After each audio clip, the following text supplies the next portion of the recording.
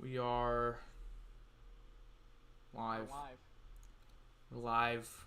Oh my god. Oh my god.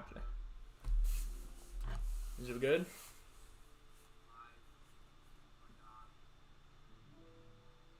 Oh my god. I'm not very loud. Can you turn me up? Yeah, I can turn you up. We got 2 concurrent viewers. I need to be a lot louder. How about that? I'm not very loud. Can you turn me up? Yeah, I can turn you up. We got 2 concurrent viewers. Finn, you have to talk now. I know, I'm listening to it.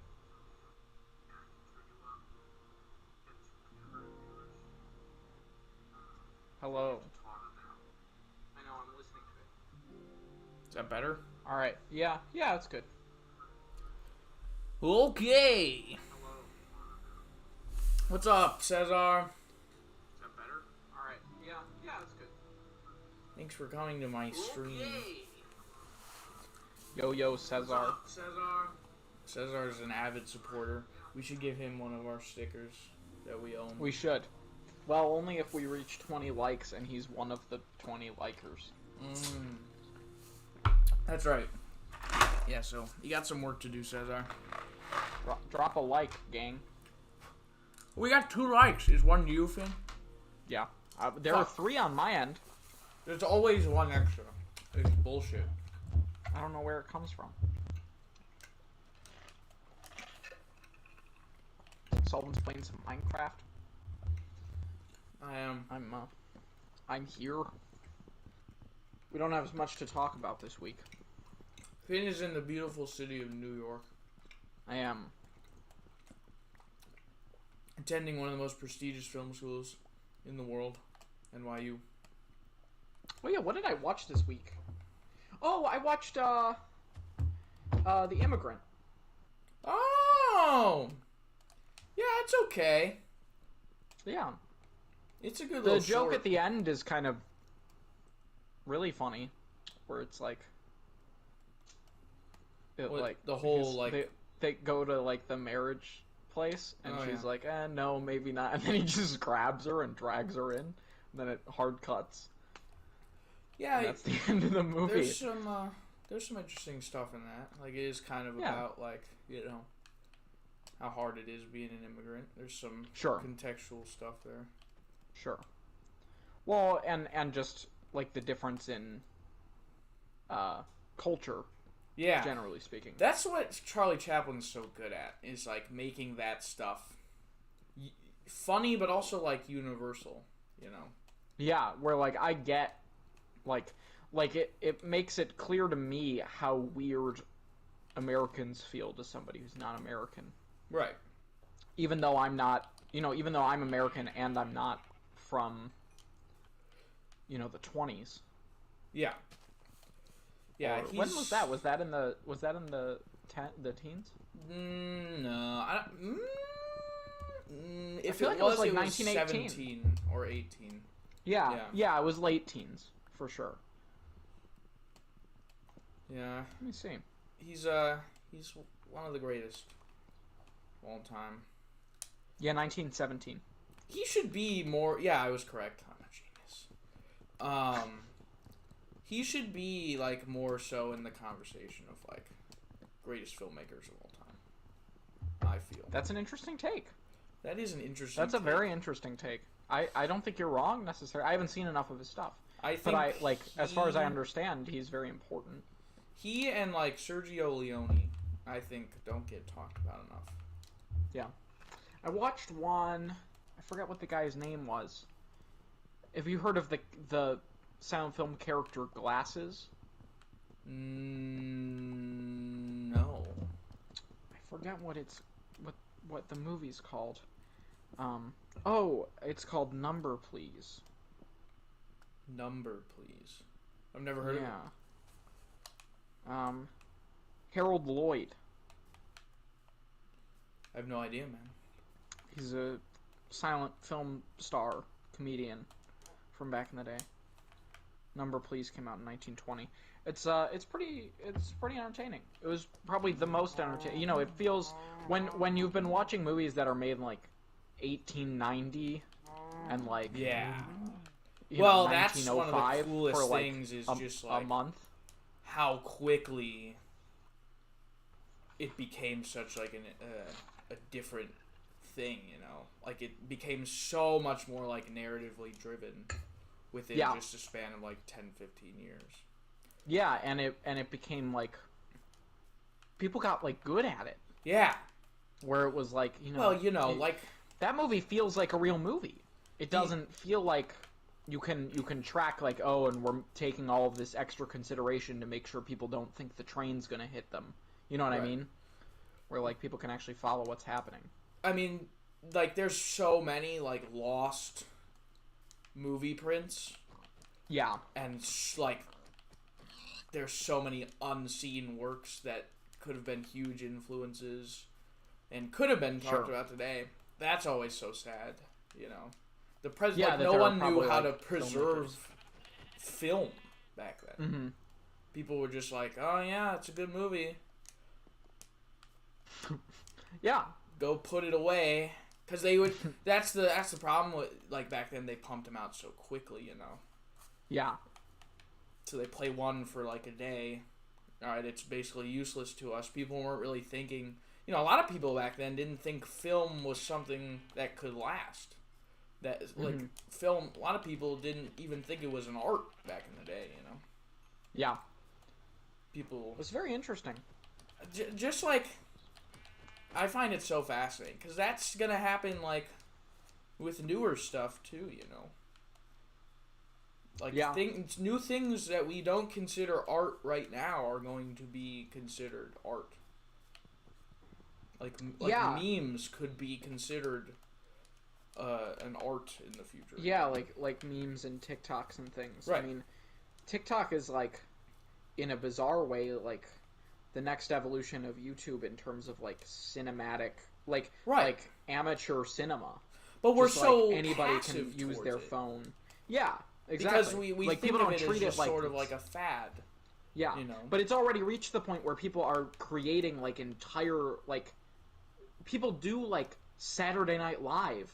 On their phones they do every like day. episodic things. Yeah, like it's bizarre. And like, you know, entire comedy sketches. I have mixed feelings about that, and there's also so many mixed feelings the about question of how actually how good like this stuff is. what is considered art, and like the amount of effort you need to put into something for it to be art. You know. Yeah, you have a more strict definition of that than I do. Which is fine, you know. But you know, like I would argue pretty strongly against memes being considered an art, strictly because, you know, most memes run the circuit of just like, you know, repeated joke, different image, or same image, different joke. There's not enough. And you're not even necessarily, you know, responsible for the visual component of the meme. Half the time you don't even know who made the artistic portion of the meme. It's like one thing to be funny and relatable. You know, everyone's always like, art is about communicating. If you can communicate an idea, then that's what art is, and you've made art. Yeah. But it's one thing to be like relatable, and it's another thing to be an artist and to create a piece of artwork. Yeah, it's interesting how things like that blur the line, and how eventually they don't. Right. Or like if you were to be like, well, you know, is a movie art? Exactly. Like, people back in the day, or 100 years ago, not so much. Yeah, that's the crazy part. You know, a lot of people would have called you crazy if you were like, "Oh yeah, film is an art form." And you know, you go. Sorry. No, you go. You know, like forever ago, like fucking theater and opera was considered like this shitty like thing that like homeless people had to do. Like and now it's like only the richest people can go to Broadway to see a play. You know exactly. what I mean? I was just gonna say, like, I wouldn't consider like Arrival of a Train to be art. And Yeah. I wouldn't even consider, like, the Great Train Robbery to be art, you know? But I haven't seen the Great Train Robbery, but is that not a narrative? it is barely. I mean, there is a very small storyline. Not It's one just that like I guys would rob a consider to be, like, of an artistic genius, you know, to create. Yeah. But, you know, like, that's just, like, the advancement of things. Like, someday TikToks and memes will be so much more, you know, intricate and complex in, like, what they're Is that saying. an emerald? Yeah, I'm freaking out because there's fucking emerald. That is What's that next to it? Is that iron? I have no idea. I have no idea what Sorry. this is. Sorry. I'm very shocked by this. Yeah. When the fuck has there ever been emerald just like sitting on the Emerald is the rarest element. Did you know? Is that true? It is I just actually found two true. of them. Well, there could be more, Finn. Yeah. We don't know. We don't know. What can you break emerald with, though? I wouldn't risk it until you had iron at least, but probably what, gold? I don't know. You want me to look it up? Oh yeah, duh. I need a crafting table. Yeah, you be my Minecraft researcher, bro. Yeah. Minecraft. What makes or what breaks emerald? Your mom. Iron pickaxe. Iron? God bless. Yeah. You can get that real easy. Yeah, I think that's the most you ever need. Besides, like whatever the fuck only gets broken by diamond. Oh, Obsidian or whatever. Yeah. Yeah, but you can make another portal without getting a diamond pickaxe. Sure. Easy. Just lava and water. Right, of course. You didn't know that? Yeah, I knew that. Oh, okay. No, but I think that Know discussion is all very interesting. Yeah. It's the Martin Scorsese, like, you know, Marvel movies aren't cinema thing. Right. I don't to a agree degree. with him on that, personally. Me neither. I mean, I think No Way Home should be nominated for an Oscar, which I think we talked about last week or 2 weeks ago. But, you know, that's how it is sometimes. Right. People don't like to, you know, some people have very limited concepts of what art is, or they want to. It's a little bit of the Star Wars problem, where it's like if you tell a Star Wars fan that Star Wars movies are made for children, they're like, "What the fuck are you talking about?" And they get like, well, it have to all watch really Rogue goes One back to like if you inherently like it all goes back to prejudice, you know. Mm-hmm. If you don't like something, like I don't like TikTok, so I have a harder time admitting that it could be considered an art.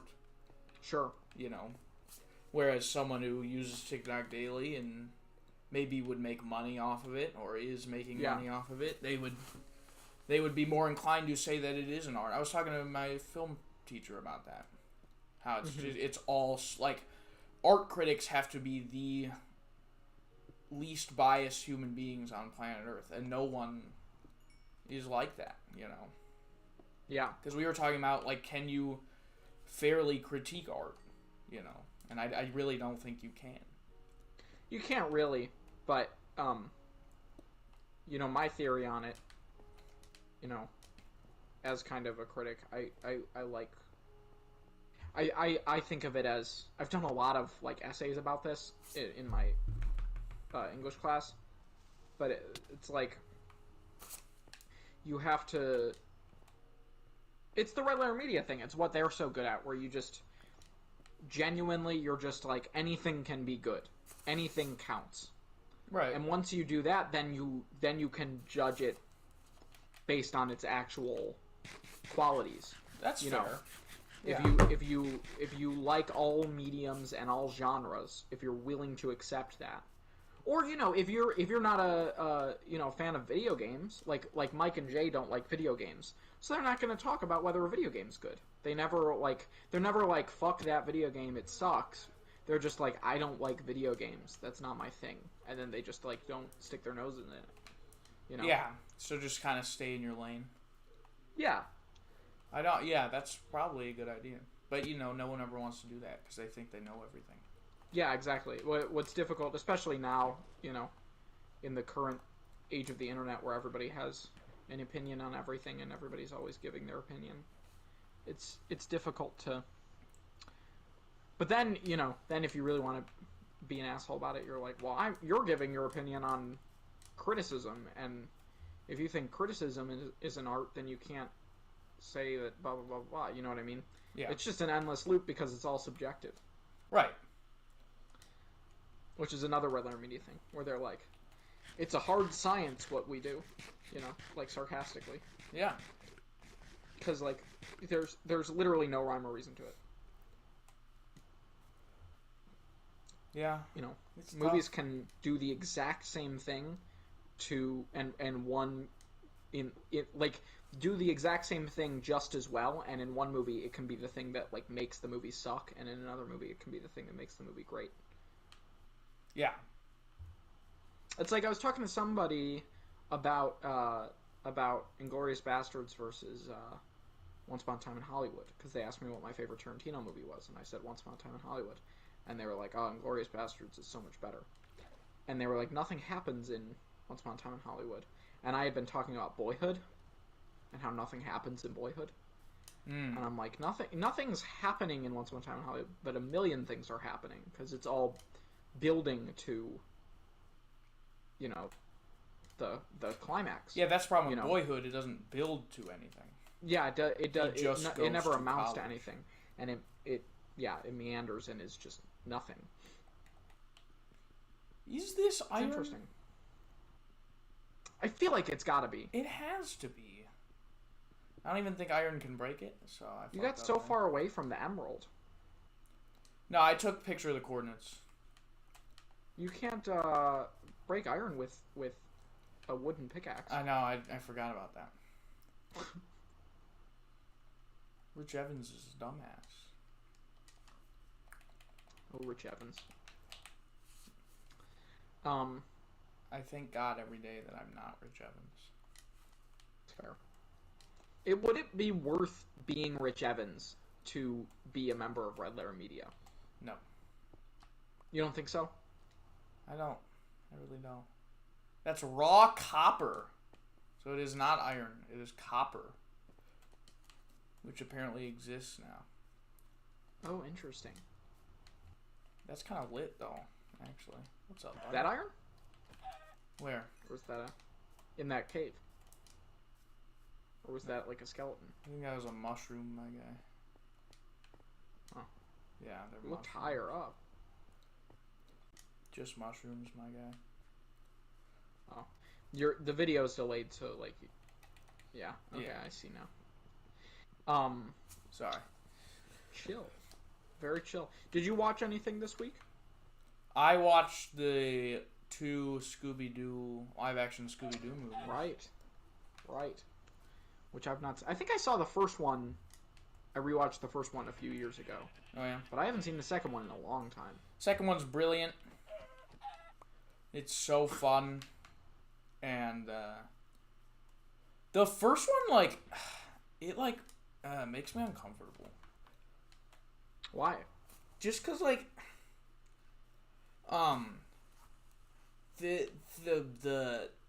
There's that scene early on. You remember that bald guy? There's like the bald cult leader guy. Yeah, the like brute guy. Yeah. He's like, he just creeps me out. Oh, okay. I'm scared of him. And the music that they like, the chant that they do, like when I was watching it recently, it like I remember it from being a kid, and it like I don't know, messed with my brain. I was like, very interesting. That I will say the first one is much scarier than the second one. Not that the first one is scary.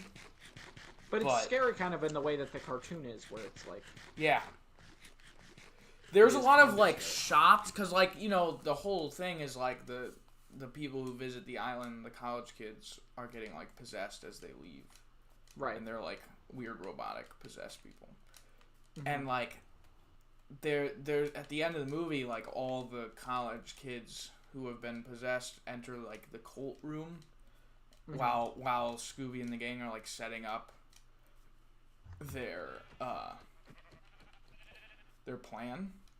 Yeah. And they have these shots of like it's like Clockwork Orange, where it's like there are long shadows coming down like the hallway, and they're like doing. Are you the first person to ever compare the 2002 Scooby-Doo movie to a Clockwork Orange? Probably. And it's like hecka creepy, dude. Like I was like, goddamn. Very interesting. And what's his name is such a good Shaggy. Matthew Lillard. Yeah. Yeah.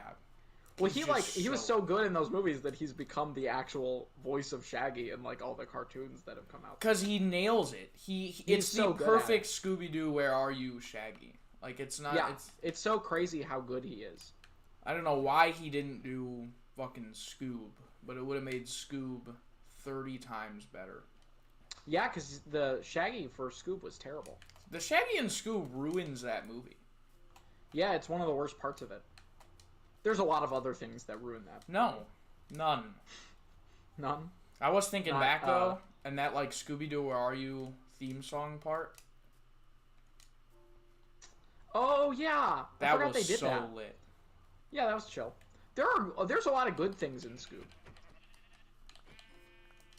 I don't remember them. But it was interesting because it was like, what the fuck even was the concept behind this? Right. Like, we're gonna make a Hanna-Barbera animated cinematic universe, and it's gonna go direct to streaming because of COVID, and just fuck it.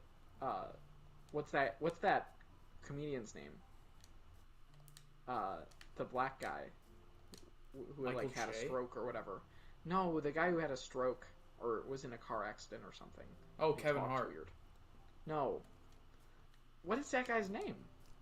No idea what you're talking about, Finn. He's a comedian. I gotta look this up now. Kevin Hart He's in the got movie, into a car and he accident. plays. Did he? Mm-hmm. Like 3 years ago or something. He plays the caveman guy. The Flintstones? No, Captain Caveman. Tracy Morgan. I have no idea who the fuck that is. Oh, and Simon Cowell is the villain. Or something. Don't you remember that? Simon Cowell is like... Oh, like, he shows up at the beginning, and then he yeah. unzips his skin or something, and he's the bad guy? That. I want to say that's what happened. Yeah, that is what happened. There's some good stuff. And Zac Efron as Fred is great casting. Yeah, that was good. I like Zac Efron, generally speaking. So do I. And I love Fred. He doesn't act anymore. He, quit acting. Well, he's in that... no, that's not true. He's in, 3 movies this year. Nope. He's done. He's in that terrible-looking Stephen King movie that I tweeted about that you liked. Oh! Yes! What is that called? Child... it's called, Firestarter or something like that. And his child is... It's like Carrie, but instead of telekinesis, she lights things on fire. Right. And the government's coming after her instead of having a religious mom. It looks like just trash. Looks good. I agree. I'm gonna see it opening night. People will mention movies. And I'll be like, oh yeah, I saw that opening night. I'm very fortunate to have seen so many movies. Yeah. I don't remember the last time I saw a movie, on opening night. I see movies on opening day more often. I saw Endgame at noon on Friday with you. Yeah.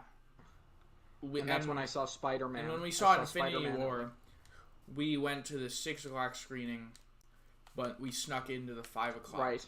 How fun. Right. How fun. And we saw, when I saw No Way Home, I saw that at noon on a Friday.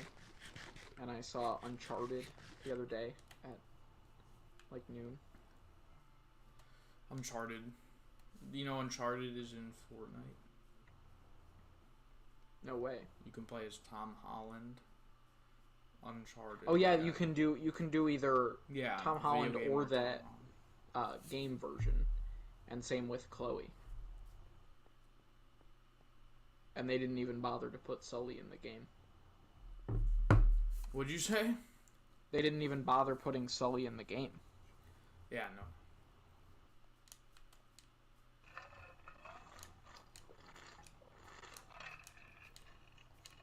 If I could make... I've been watching, I've been rewatching I Think You Should Leave. Bruh, I was thinking about, like... Which is listing... Like, hysterical. because I've made a list of my top 15... What is that noise? Like, favorite / best movies of all time. What? Oh. Because I've determined now... Did you... That favorite... is the best. Okay. Because that's why it's your I don't favorite. even know how to communicate this to Sullivan. Can you know what I can mean? you on Bluetooth or something?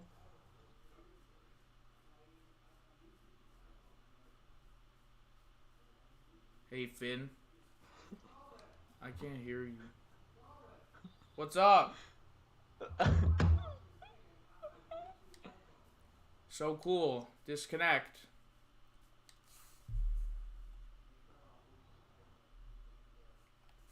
Finn? Hey Sullivan. Yeah. What's up? Hey. God You, damn. Can you? Yeah. Why are you using Bluetooth headphones? I'm not. I'm using my AirPods. That's what Bluetooth headphones are. I don't know. Mother and father keep messing up my AirPods because whenever they got them, mine now suck butt all I the see. time. What was I saying? What were you saying? I was saying how, because I was singing a song, and then I said, man, and then I was like, I made a list recently of my top 5, or my top 15 favorite / best movies. What the hell just happened? I see. What's your list? Because I have a similar list. I could go through mine. Oh my god, we should. We should do that. What the hell is going on? Oh, did you like fall through? Oh, you're in snow. I didn't know that was a Obviously. thing. Oh my god. I didn't either. You're gonna die. Yeah, no shit. I need to get out of here, man. Funny. Fell straight through again. Shut up.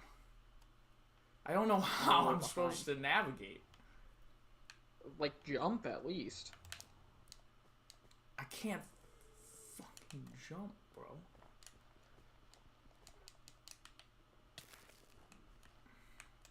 Or break it before you walk through it. That is the worst update I've ever seen. Ever. But then I was saying, like, I made that list, and I could not possibly... Like, it is so hard to make a top 15 favorite songs. But in doing harder. this, I've realized that favorite and best are the same thing. Yeah. I mean, for you and I really think that that's true. I think other people have what's called a guilty pleasure, which is a movie that they enjoy, even though they know it's not good. But you can't enjoy something that's bad. Exactly. Unless you're enjoying it explicitly for the purpose of being bad, in which case it wouldn't be a guilty pleasure. It would be a so bad it's good movie. Right. But people are like, I like this movie, because I watched it when I was a kid and I enjoy it. And I'm like, well, if you watched it when you were a kid and you've grown up and you watch it and it's still entertaining to you, then it's still good on some level. Mm-hmm. I agree. But people like to break those things up. That's another like. But that's how I feel. Because it's like That's why my favorite movie of all time is Teen Wolf. Right. Not because it's your favorite. Like, your favorite has to be the best because that is why it is your favorite. Mm-hmm. Yeah. It doesn't always have to be best in terms of, like, quality or visuals. Oh, shit. It's just best for whatever reason. Much like on Best of the Worst. Yeah. Yeah, exactly. It's just like Best of the Worst. I'm adding one because I forgot to. I'm on the Letterboxd. I never use it. Oh. Yeah, I had it for a day. It's just so, like, not good. I didn't know the UI was so fucking bad. Yeah, it's just so hard to navigate, and like it's just useless. And also, like, you can't trust what anyone says because everyone's stupid. Like, everyone that uses Letterboxd is stupid. I don't have it to read anybody else's review. I just have it in case I want to put my reviews there, and I haven't done that yet because no movies have come out. Yeah. Except Uncharted and Texas Chainsaw, which was before I had it. So. It's totally fair. But yeah, did you want to tell me what your favorite movies were? Well, sure. Give me one sec. Yeah. Yeah. I'm just trying to find, like, a good spot to set up a life in Minecraft. Why don't you go back to the Emeralds? Well, no, I'm trying to find, like, a good spot. My bad. Did you rank them? Or are they just 15 movies? No, I ranked them. General order. Yeah. I see. I don't really have a solid enough ranking. I'm pretty proud of my ranking.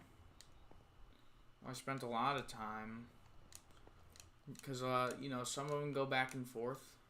But it is pretty much ranked. Yeah.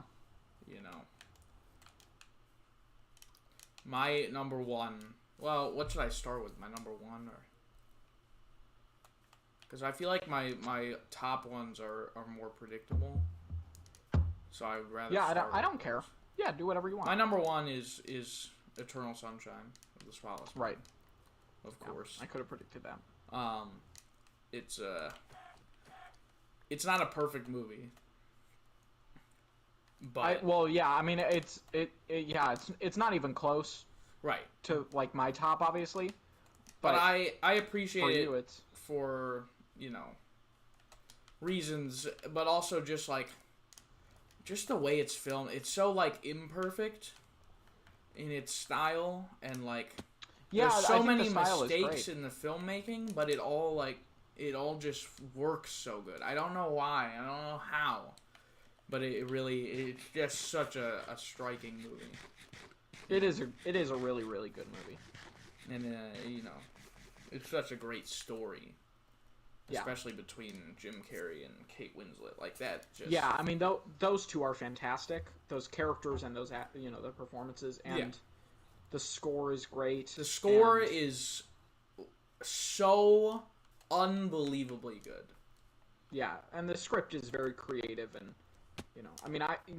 it's one of those things where it's like I could cut out half of it, but the other half is so good that it makes the movie worth watching, Like Batman v Superman, or Star Wars The Last Jedi. Yeah, I just died.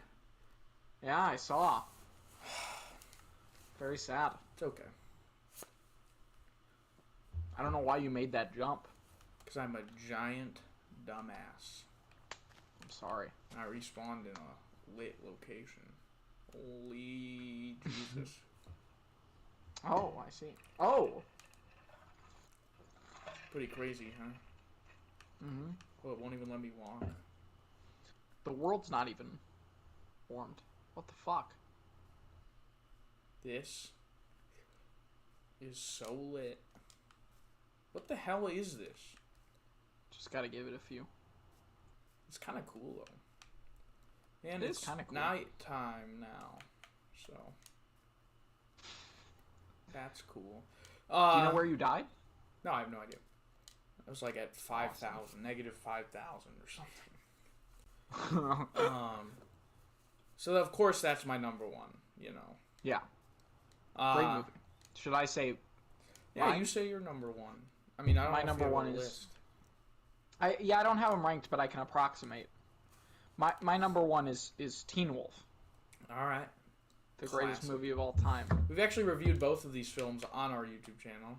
That's true. So Eternal Sunshine much more in depth. Yeah, much better than we did Teen Wolf. Yeah, much better. I might honestly just like fuck around. Teen Wolf is what I would call a perfect film. Yeah.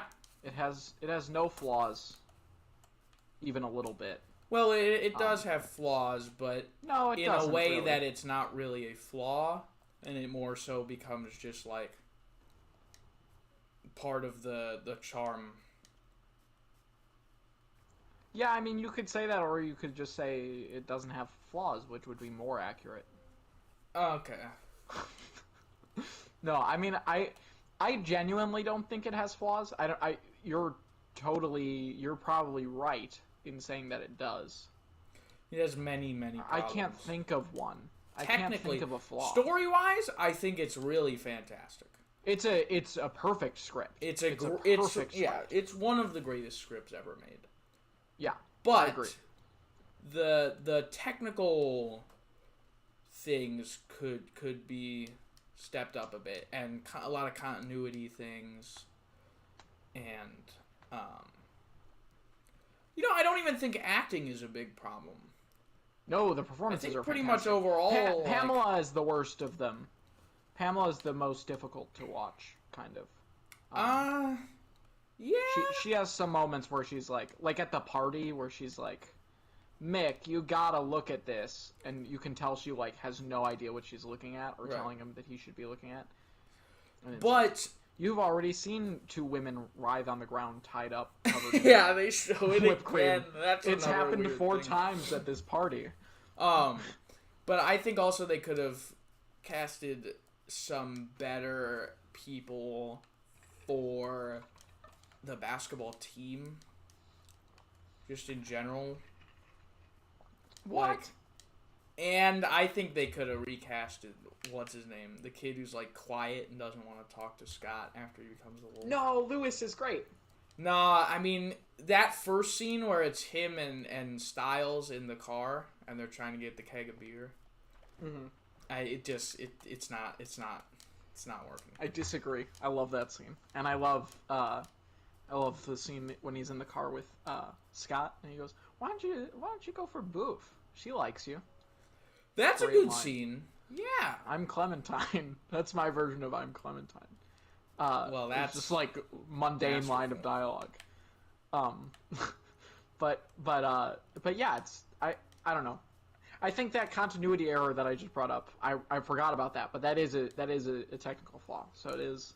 That's the one problem that the movie has, is that there's a lot of technical things. No, I would say that's the end. But there's some technical stuff that's so incredibly good that it kind of makes up for what the transformation scene is obviously fantastic. Exactly, yeah.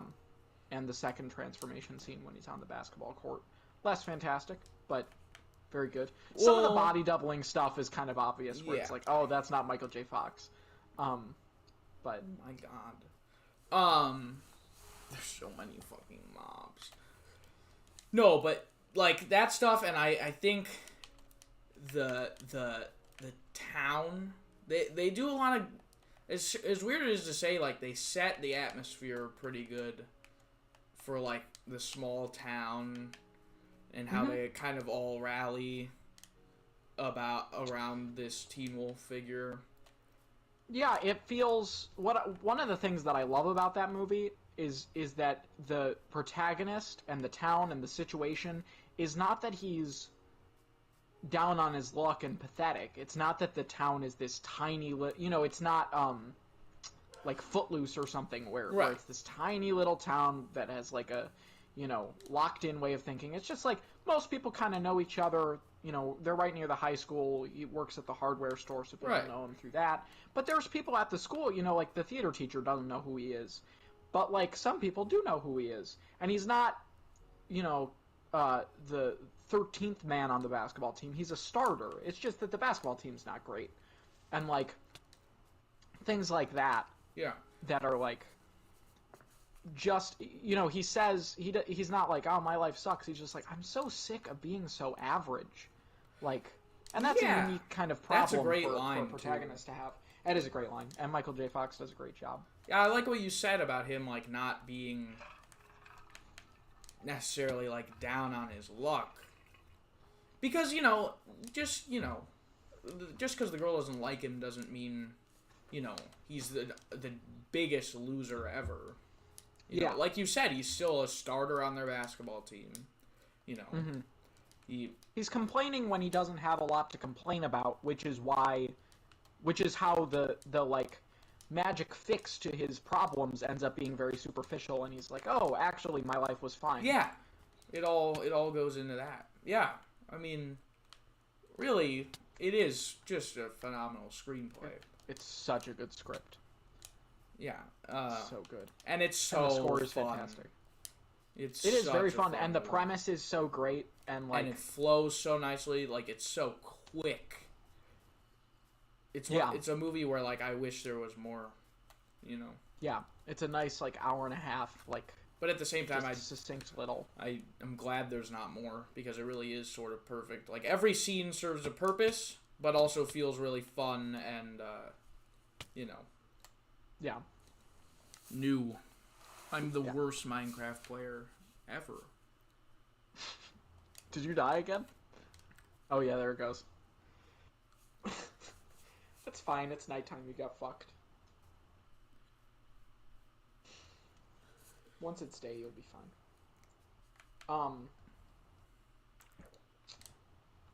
So do you want to say your second? I will say my second. And this may shock you. It is Indiana Jones and the Last Crusade. Oh, that's not shocking at all. What's that? There's one that's not... Oh, I know what it was that I felt like was missing. But yeah. It's probably going to be number 3. Who knows? Yeah. But yeah, I'll talk about Last Crusade. That's another one we've already talked about. Yeah, Last Crusade is... I think it's the greatest score in film history. Oh, okay. And that's like, I don't know, like, I've said this multiple times, like, Last Crusade is like, when I watch that movie and I listen to that score, I'm like, oh my god, like, God is real. Like, I believe in Jesus Christ. So that's fair. I know that's like weird to say, and I've talked to so many people about it, but like, just the fact that a movie could make me believe so strongly in something is why it's my number 2. It's a beautiful story. It makes that world feel very real. It's a beautiful story about just like, you know, believing and family and like reconnecting and like just going on that final adventure with Indiana Jones is so like special and inclusive, and you really I think more so than any other Indiana Jones movie, you really do feel like you are on that adventure. Like, it's such an adventure movie. Yeah, and it is like badass and exciting in addition to being so emotional. It's like as exciting as Raiders, maybe a little bit less. But like with like 3 times the emotion backing it up. And being able to you know, learn more about the character of Indiana Jones in such an organic way that doesn't feel so ham-handed like it could have, you know? Because there is a bit of like prequel kind of stuff, but it's still so not distracting. It's minimal. And the relationship he has with his father Phoenix. is such, like, just the way that they bit off of each other, but also bond with one another, and how they you know, become to understand each other as the movie goes on at such a late stage in their lives. I don't know. It's just like a powerful story. And then, you know, it has like one of the greatest. There's that whole, I don't really know what to call it, but there's that whole thing throughout the movie where Henry Jones Sr. calls him Junior all the time, you know. And then it all culminates in that final moment where he's holding on to his son and he's reaching for the Holy Grail, and you know he's gonna slip just like Elsa did, and he's just like, he says Indiana, and that like, it just, I don't really know what to call that. Like, it's not like a running joke, I don't know if it's like, I don't know if it's a motif or I don't know. It is a running joke until it's used. It's kind of like what I don't know, maybe you'll hate this comparison, but it's kind of like what James Gunn did with Peacemaker, where it's like in the last episode, the dye beard thing. I think I told you about it last week, but the dye beard running joke becomes like the kind of culmination emotionally of that character. Yeah, I mean, because the whole time it really does get at Indy, and he doesn't like it, and they talk about that on the blimp where he's like, you care more about people who died 3,000 years ago than your own son, and then and then when Indiana Jones fake dies, he's like, oh my god, you see that moment with Henry Jones where he's kind of like, oh my god, I didn't get to say goodbye, I didn't get to tell him like how I felt, and I feel like they both of them have their own quiet moment where they sort of vent about how they really feel about one another, and then at the end with just that one line, it's like, okay, they understand each other more, and they love each other, and I think that's like really great writing. I think it's a really well written film. I think it is like they really nailed the Indiana Jones formula. Did Kasdan write that? Yeah, he did. Yeah, he's great. Yeah, I mean, it's just, and what it says about religion and how it's not just like, oh, this film's about Jesus. It's more just like about believing in something, whatever it is. It's just like finding hope in such a miserable situation, whether it be you're fighting Nazis or something more normal that an audience member might go through. It's just about like being estranged from your dad.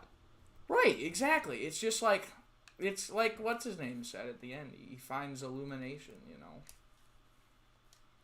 I don't know. I don't know who says that at the end. Henry Jones Sr.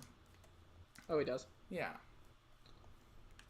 Very cool. It's such a, and then the last shot where they ride off in the sunset.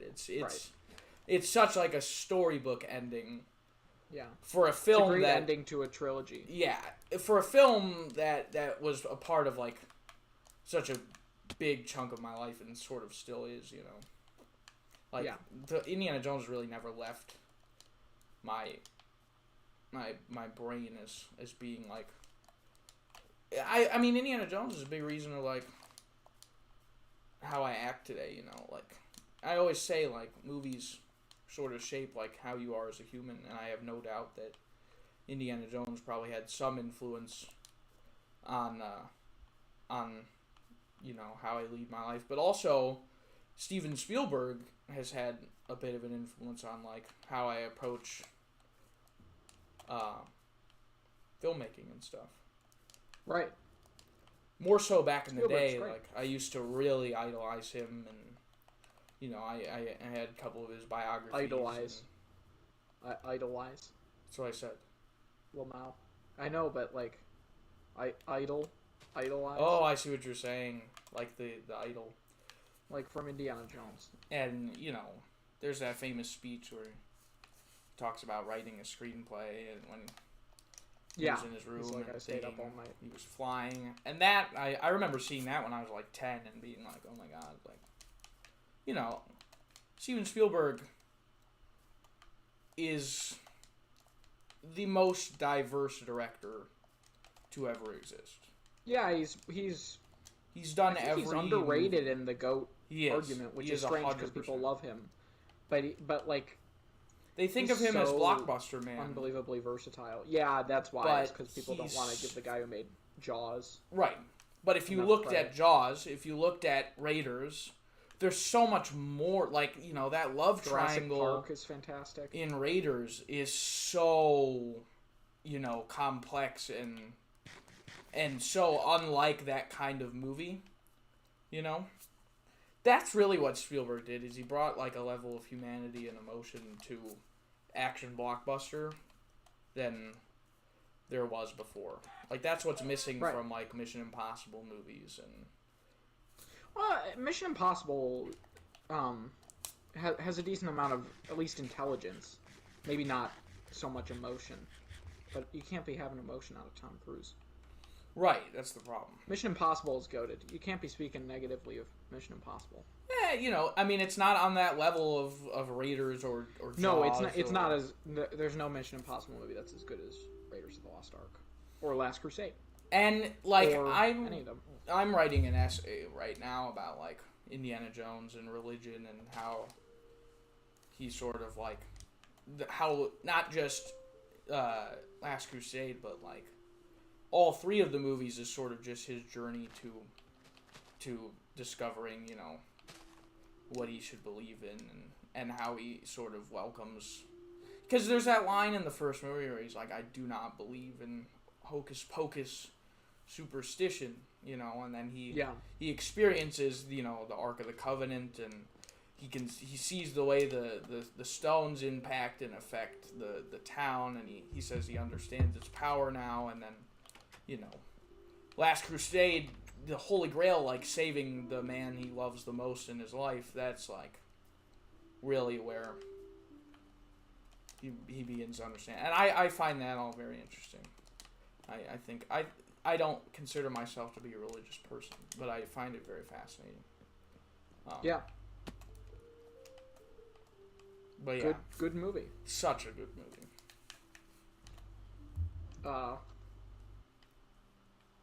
Number 2 on my list is Once Upon a Time in Hollywood. Nice.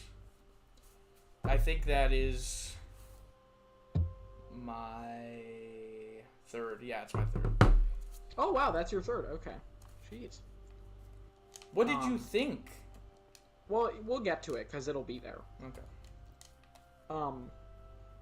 Yeah, it's a great movie. I won't say a ton about it, but we've also talked about this film on the channel.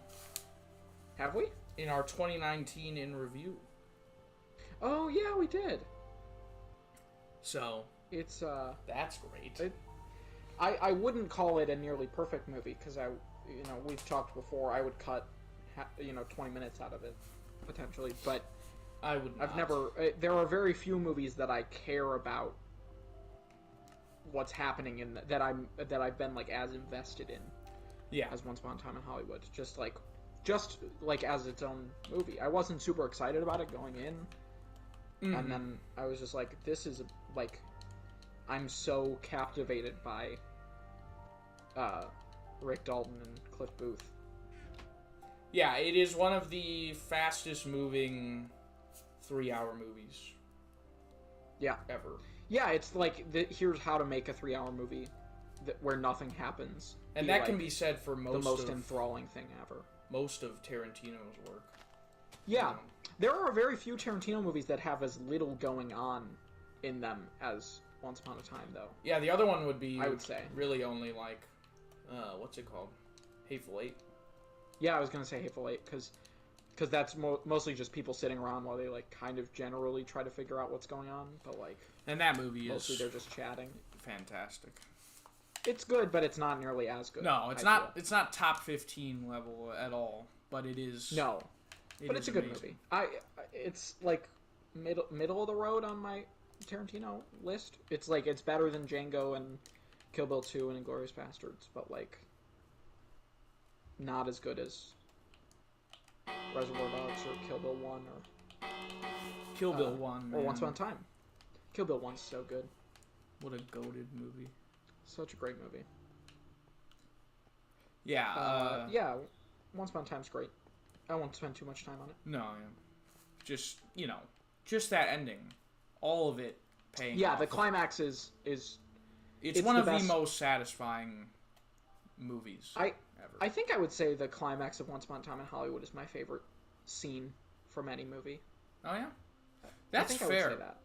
Because it's fun, but it's also like really technically well done, and everything good, about and the it effects is are great. And... perfect. Yeah. I mean, it's like brilliant, and like any scene in a movie, it doesn't really work on its own. You can't really just show somebody that, but there is tension built up. You care about the tension way more if you've spent the last 3 hours with those characters. Yeah, but on its own, Tex in the living room with the gun at him, Tex.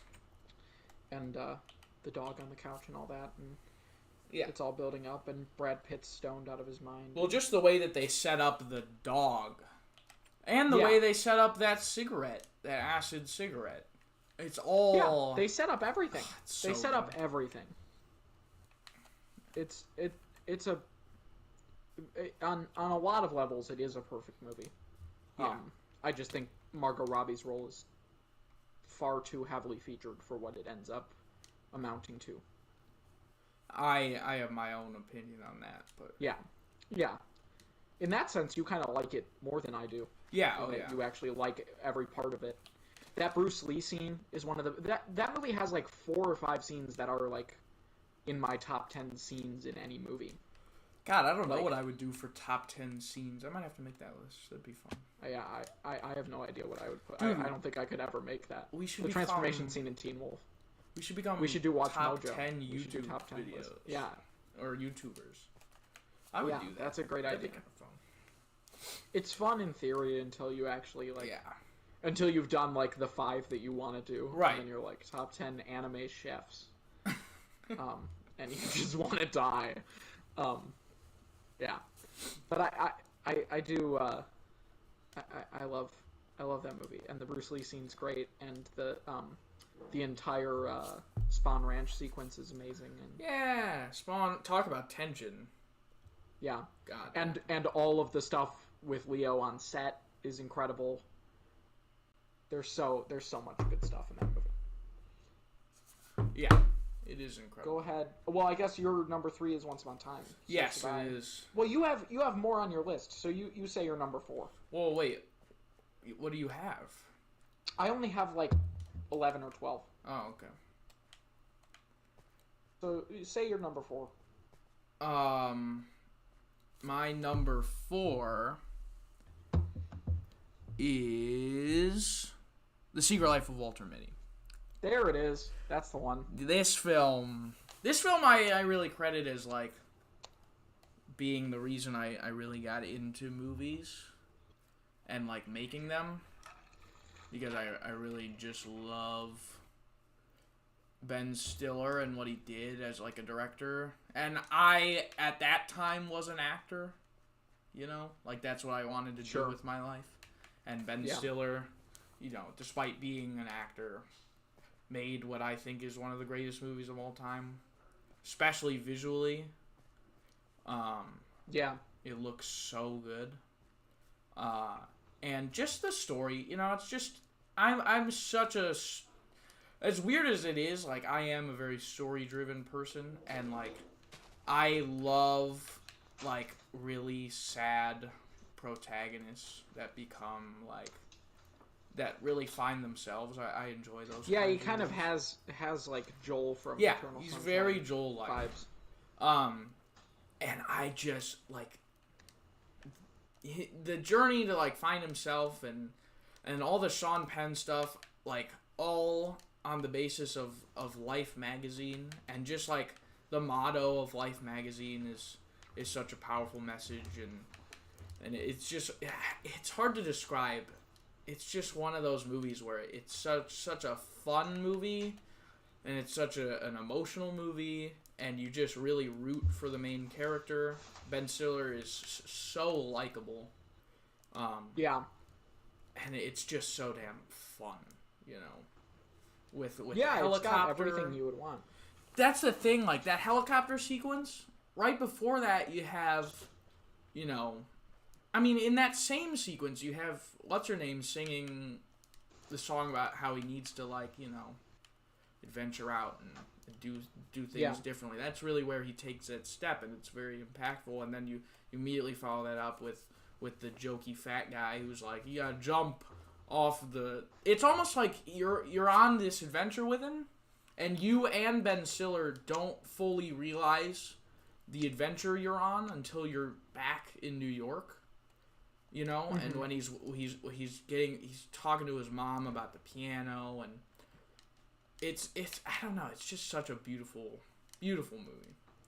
It's a very impactful, like touching movie. It's also funny. It's not like as funny as It's maybe one of the other funnier, movies that blur the line. PG-13 drama. I don't know if it's a drama, but it's, PG-13 movies have a hard time being funny.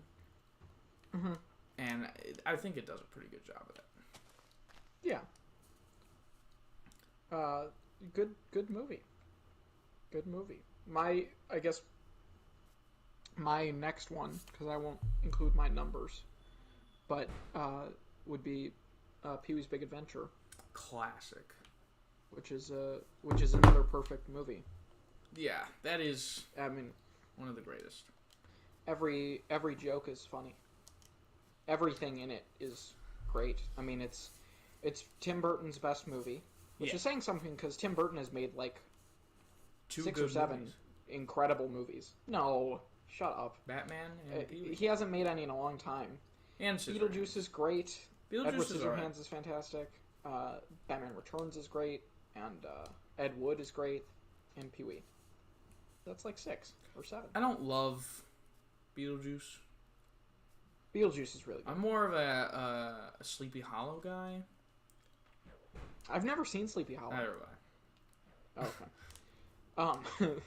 But he's but Pee-wee's Big Adventure is so incredible because it's the least Tim Burton movie, because Beetlejuice is kind of like the Tim Burton movie, and then like once that happened, like people just were like, do that forever. But Pee-wee's Big Adventure was just like a studio comedy with Tim Burton's sensibilities, which makes it like one of the most batshit. It's very, I think, very defining of my sense of humor in a lot of ways, where it's just like the joke is that you're watching it. Like it's kind of like Freddy Got Fingered in that way, where it's like the lead character is just like screaming nonsense, and he's just like the most unlikable, most bizarre person, and you just like hate it, but it's so funny that it's happening. Yeah, it's a sort of, it's, I don't want to say absurd, but it's like I would say it's absurd. Absurd is what I think critics would view Freddy Got Fingered as. Whereas I think the absurdity is more intelligent in that movie than a lot of people give it credit for. And I think it's the same way for Pee-wee, where it's, it's an intelligent, a lot like, crazy. Yeah. It's a lot like, I Think You Should Leave, too. That I've not seen main guy... I think you should... Yeah, you have, because you showed me it. The TV show. What? With Tim Robinson. Oh, I'm thinking of a different thing. I'm sorry. Yes. Were you thinking of... I'm thinking of Ending Things? No, I was thinking of I Care a Lot. Oh, I Care a Lot is great, but it's not really a comedy. I Care a Lot is great, though. You should see it.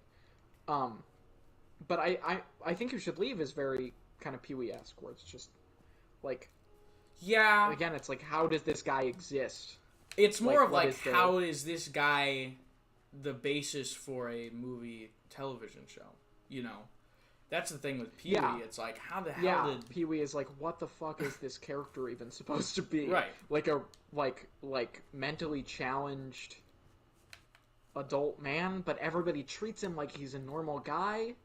But he's also just like a child in a grown man's body. Yeah. But he's like even worse than a child, and he's always screaming. And that like my favorite line, one of my favorite jokes in any movie is the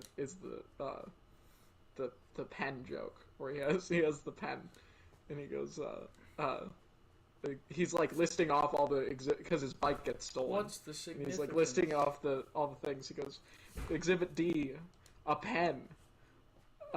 He's like, what does it mean? What's the significance? I don't know. And he's just like screaming, and nobody knows what's happening. And it was so funny to me the first time I watched it. I love that joke. Yeah, and I love Mickey, because the great thing about that movie is it's like a road trip movie, and Pee-wee gets to play like the straight man. Yeah, he encounters even weirder people than himself. Yeah. And so that becomes sort of the new normal. You get so comfortable with Pee-wee Yeah, exactly. It has a great first act in that way, Yeah. where it's just like, here he is, and by the end of the first act, like he's like wrestled with Francis at that point in the bath, which is a fun scene, and Mickey pulled like all the Dottie stuff. Pulled tags off the mattress. Yeah, it's like I took a knife and the tags on mattresses that tell you do not tear. Yeah, well, I cut one of them off. And it's like, oh my god, because he's on the run from the police, right? And that's what he did. He's a fugitive. It's so good. Everything about that movie is so good. And then the climax where he's, like riding his bike through the Warner Brothers lot, and he's like he like goes after he takes the kid's bike out of his hands, and the kid's like a snotty brat. Yeah, he's like a preppy actor kid. Yeah, who looks very familiar. That kid I think he was. You know what? I think he was in the Red Letter Media, the Near Dark review they just put out. I wonder if that's the same kid. That wasn't him. No, that was someone different. It's been a little while since I've seen the movie, so I don't remember exactly what he looks like. He was a bit older. Interesting. Yeah, Pee-wee's fantastic. Yeah, great movie. The Alamo. I mean, there's so many good scenes, and then you have like Tim Burton stop motion stuff. Like the production design on that movie's phenomenal too. And there's a bit of everything in that movie. In terms of like types of comedy, you have those sort of like more dialogue driven jokes with like the pen, what's the significance, but then you also have like him chaining up his bike, which is such like a good great visual gags. And there's also there's love and romance, and there's also like there's weird demonic dream sequences. Like there's so much going on, and it's also a meta film. It turns meta at the end. It's like everything. Like they just took everything, every like weird thing you could do with a movie, they just did. And it's my favorite type of comedy, which is just like I think of it and then I write it down and it's a joke. Right. And like and like I just enjoy that a lot. Just the like you said, like kind of absurdity of what's even happening on screen in front of you. Right. Great movie. I'm assuming it's not on your list. It is not on my list. Yeah. As much as I think it is good. Favorite of mine. Yeah. It is not the greatest. I'm trying to open up my list. Wow. Swimming. You're good, fam.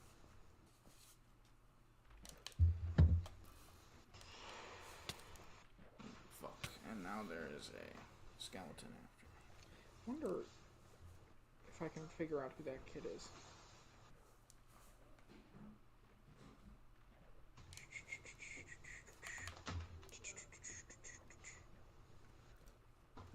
Found the kid. Wait, sorry, you go. Oh, interesting. Oh, he's the kid from Back to the Future. He's the kid in the farm. In the first Back to the Future when he drives into the barn. That makes sense. I feel like he's in something else though. I don't know. Maybe he's on a TV show. Um. Anyway, what's your next? My number 5. Because you did your number 4, or you just your number 3? I did number 3, okay. But I'm one behind you, and you're going first in the rotation. So my next one will be 4. I'll do my number 5. Yep. And that is Whiplash. Whiplash. That's really high. It is very high. It's a good movie. I think it's a really... it is a very inspiring movie. Not just because of, like, the main character and what happens to him, but also just because I think Damien Chazelle's story of how it was made and just how low budget it was and and what he could accomplish as like a first-time director was really great. It is just so fucking, like, the character of J.K. Simmons is just so infuriating. Character of J.K. Simmons. You know, the character of Fletcher is so infuriating, and you want to see Neiman succeed so much. And that ending, it's sort of in the way, it's sort of like Once Upon a Time in Hollywood, where it just, the ending is so gratifying, and it's really well shot. It's one of the most beautiful movies I've seen, and it's also, the editing is batshit insane. It's very good. With the drumming, it is really expertly well done editing, and I really appreciate that kind of stuff, because that's of course what I want to do with my life. So that is all. That's a big reason why it's up there. It's just a really great story. I've seen it so many times, and it's one of those movies just never gets old. You know, I'm never not in the mood to watch it. And also, in the last year or two, I've sort of connected it to some of my friends, and they enjoy it a lot. So I just think of it as just one that sort of defined my teenage years, and that's why it's really up there. Yeah, it's a great movie. Great, and nicely morally ambiguous in terms of the. Right. There's no two words in the English language that do more harm than good job, and it's like how true is that? How far can you take that? All exactly, yeah, because you're like, oh man, like, this dude's definitely going way too far. But at the end, all his teaching is culminated, and it sort of works at the end. And you're kind of like, wait. But then you're like, how far away are you from him killing himself? Like what is he, a trumpet player? Yeah. Like how far is that from where he is, right now? Right. Is he on that path now? Is it too late? Or is he the exception? Is he breaking the trend and it actually worked for him? And yeah, that kind of stuff is really great. I think it is a pretty well written script. It's very really well nuanced by really competent actors, and not, I give him credit for casting Miles Teller. I mean, I know he probably did because it was so low budget, but having sort of an unknown actor do so well in that movie is really nice. There's just so much to appreciate about it. It's just one of those movies where you're just like, I'm just glad it exists, because I think it's so compelling. Yeah. It's a good movie. I was not expecting that to be on your list. I don't know why, because I know you love it. Oh yeah. Yeah. One of the best. I guess my next one. I'll say Sorry to Bother You. Sorry to Bother You is great. Oh yeah. I didn't think that would be on yours. Oh yeah, that's been that. There was a time when it was my favorite before Once Upon a Time in Hollywood. And before I had rewatched Teen Wolf and fallen back in love with that, there was a brief time when it overtook Pee-wee, and then I was like, no, Pee-wee's better. And now it slid down to 4 or 5. If there is one that isn't on your list, I will be shocked. So I'll see if you mention it. Okay. I don't know what you could be thinking of. It's just one that I think of you liking a lot. All right. But I have no idea.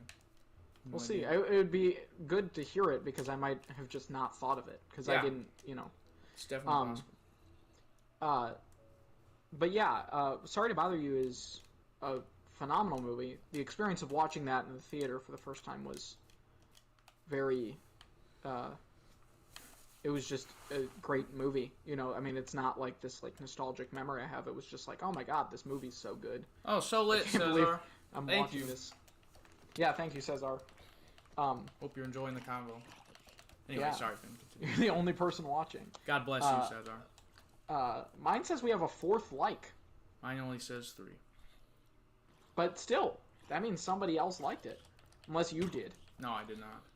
I've never once. Down bad. Oh, Tommy's here. Hey! Didn't know Jay Bauman was in Minecraft. Dude's elite. Hell yeah. Anyway, continue talking about, what's it called? Sorry to bother you. Yeah. Great movie. Another one where the production design is magnificent. And the wonderfully brilliant Armie Hammer, who will never be in a movie again, is so Why is that? insanely good in it. Oh, because he's a cannibal rapist. But he's such a good actor. He is such a good actor. I would say, personally, I know he's amazing in Call Me By Your Name, and he's probably great in other movies, but... Lone Ranger. Such as The Lone Ranger, yeah. But I, personally, Sorry to Bother You is my favorite performance of his. And then, obviously, Lakeith Stanfield is, like, one of the best actors working today. Oh, you know what Armie Hammer is good in? What's The he good Social Network. Oh, yeah, he's in that. Yeah. I gotta see that. He plays twins. Yeah. Both played. He's very good in that movie. He plays really great in what's it called? Sorry to bother you. He plays really great, like smarmy, coke bloat asshole guy. Yeah, yeah. Is that what he's doing in Social Network? Not totally. He's like a preppy rich kid, but he's more intricate and less like sloppy in how he handles business. Yeah, yeah. Because in Sorry to Bother You, he's like just this fucking crazy, like, yeah, like you said, like he's just like on coke all the time. Yeah, and he's like just totally fucked, and he's like subtly racist. You know, there's so much good like coverage of. It's a very anti-capitalist movie, and it's a very like anti-racism movie in a very smart way that never feels like it's like talking down to you or like that's the best way to too hard. Yeah, it's great, and it's like Lakeith Stanfield goes to his like party because he's like worked his way up in the corporate ladder, and they're like, you must be good at rapping. You do a rap for us. And then he like tries. He's like, my name is Cash. I like to smash. And he like can't like think of anything. And then he just starts yelling the N-word over and over again, and everybody starts cheering. And it's amazing. It's such a good. Everything in that movie is so good. The Tessa Thompson. I don't love Tessa Thompson, and so like that whole arc is like not great. Stephen Yeun is great. In the way where like you really dislike when he's on screen because he's just kind of like this douchey, like trying too hard. Like he's like a simp. He like simps over Tessa Thompson the whole movie, and he's like, yeah, it's like the like C plot in the movie, but it and not Donald Glover, Danny Glover. Danny Glover is great as the like old man, like black guy in The Office who, and fucking. It's a very quirky movie. It's a very quirky movie. It's one of those where like the style is really what drives the movie. Yeah, and all the fun stuff with like Patton Oswalt and David Cross voicing the guys' white voices. Right.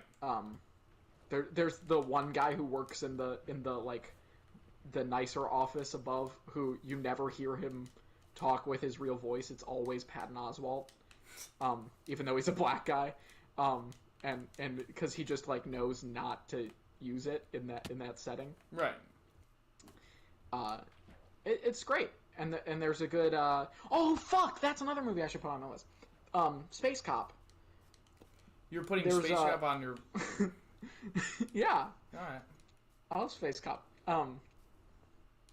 There's a Space Cop joke where the Miss Debauchery, whose name is spelled like debauchery, she presses so many fucking buttons on the elevator. And it's very funny.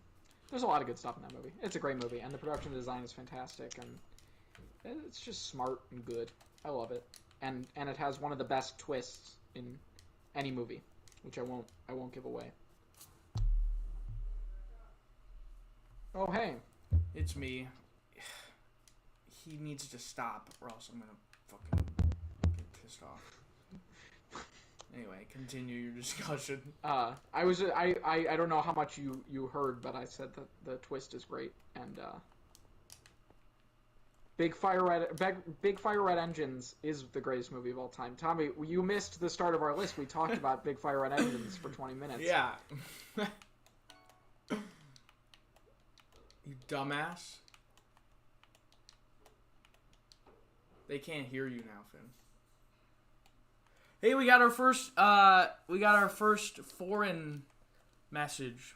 Vom today. Yeah, I know. The foreigners love us. They really do.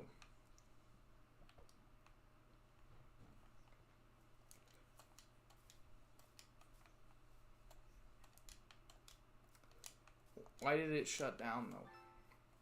Because it like auto shuts down. Because Finn's back. On it. I'm back. His voice Finally. went out for a period of time. Finally. Because of his shitty PlayStation. Yeah. Anyway, that's sorry to bother you. Do you want to talk about your next one? Sure. My next one is Fight Club. Okay. Fight Club is so lit, dude. Like, I mean, we've talked about it privately. Yeah. It's just it's hard to describe. It's like a weird romance movie. It's like a weird. It's another one of those movies where it's like the romantic angle of it. Go ahead. It's another one of those movies where it's like just like a pathetic loser, like finding a reason to live, and mixed in there is of course the romantic part, which is in every single one of those movies.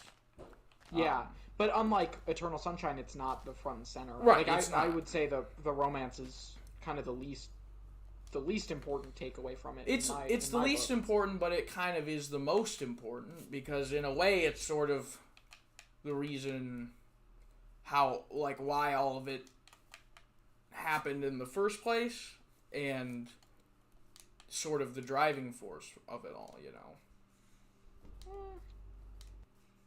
I wouldn't say it didn't feel to me, at least, you know, I've only seen it the once, but it didn't feel to me like it was the motivator for the I mean, spoilers for Fight Club. He has two personalities. Right. It didn't feel like it was the motivator for the creation of Tyler, but it did feel like it ended up being what kind of tethered him back. Well, it totally is the motivation for the creator of Tyler.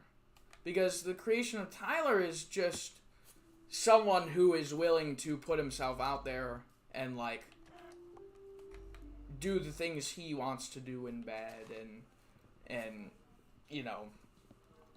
Yeah, I guess. It didn't feel to me like the soul. It felt like that was a general thing he was feeling. And the way I would describe Helena Bonham Carter's character in that movie is just a further example of why Tyler Durden gets created, how Tyler Durden impacts his life, and all of that. It just like is one of the. It's as important as the credit card company stuff, or you know, the cult getting together. Or you know, the Fight Club. It's not more so. Right. You know what I mean? Other reasons why I love the movie and why I put it so high is the editing and the sound design. The punches are very impactful and not like, I don't know, they're just very realistic. The whole movie is just the most disgusting, grimy looking movie ever. Mm-hmm. And that's also, I feel like, sort of a reflection of Tyler Durden, you know, because Edward Norton lived such a like normal life in the condo, and then he's in just the most disgusting home you've ever seen ever. Yeah, and he's like happier there. Right, it's just saying a lot about like conforming to society's norms in like not an irritating way. Where like if this movie was made today, it would be the most preachy bullshit movie ever. Yeah, it's it's the Mr. Plinkett review to your average, like, modern teenagers, like, your movie sucks. Right. Where it's like, oh, you missed the entire point of what he's doing in this. Like, the subtleties and the nuances of, like, you're just whining on the internet. You know, your movie sucks. You're just like, your movie sucks does suck.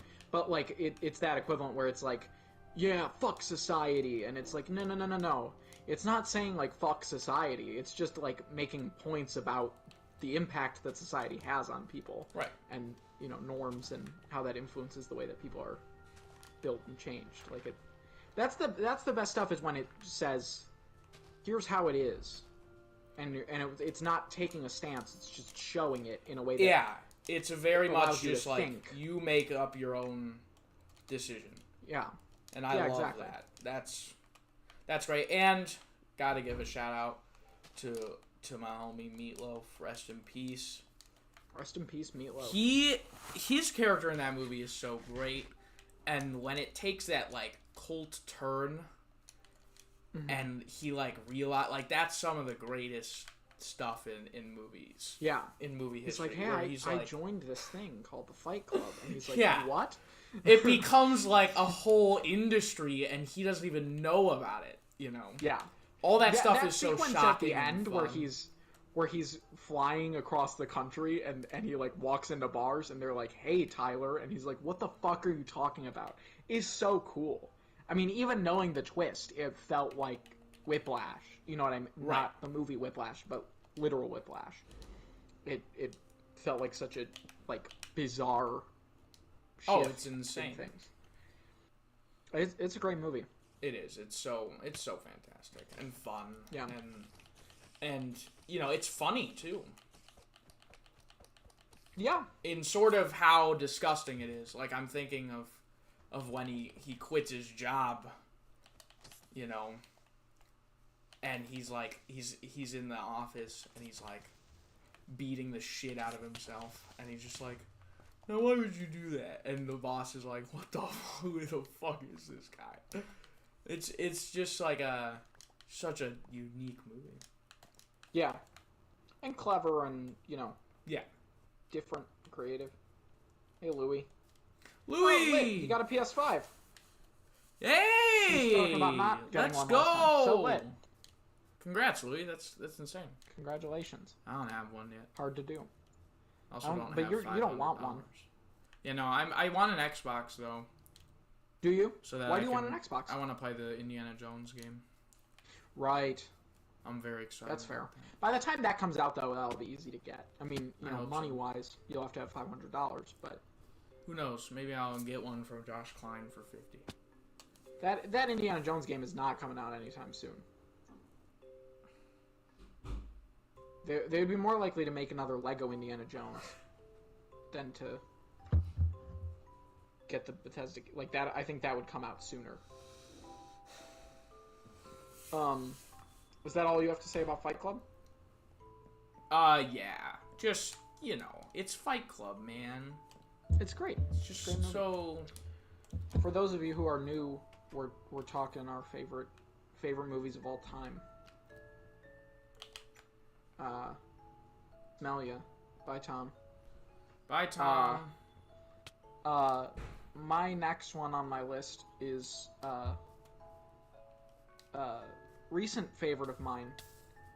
Not that recent anymore, I guess, but The Art of Self-Defense. Oh, yeah. Great movie. I would describe it as the most... God, I forgot about that. The most Finnegan movie ever made. Yes. Anything. Oh, with he said Jesse smell you because he died. I see. My bad. Oh. My bad, Tom. I thought you were leaving. I'm Rip so bad at Meatloaf. Minecraft. Smell ya. Fight Club is my weird movie opinion. I actually didn't like it, but I should give it a rewatch because I did watch it during a brutal heat wave.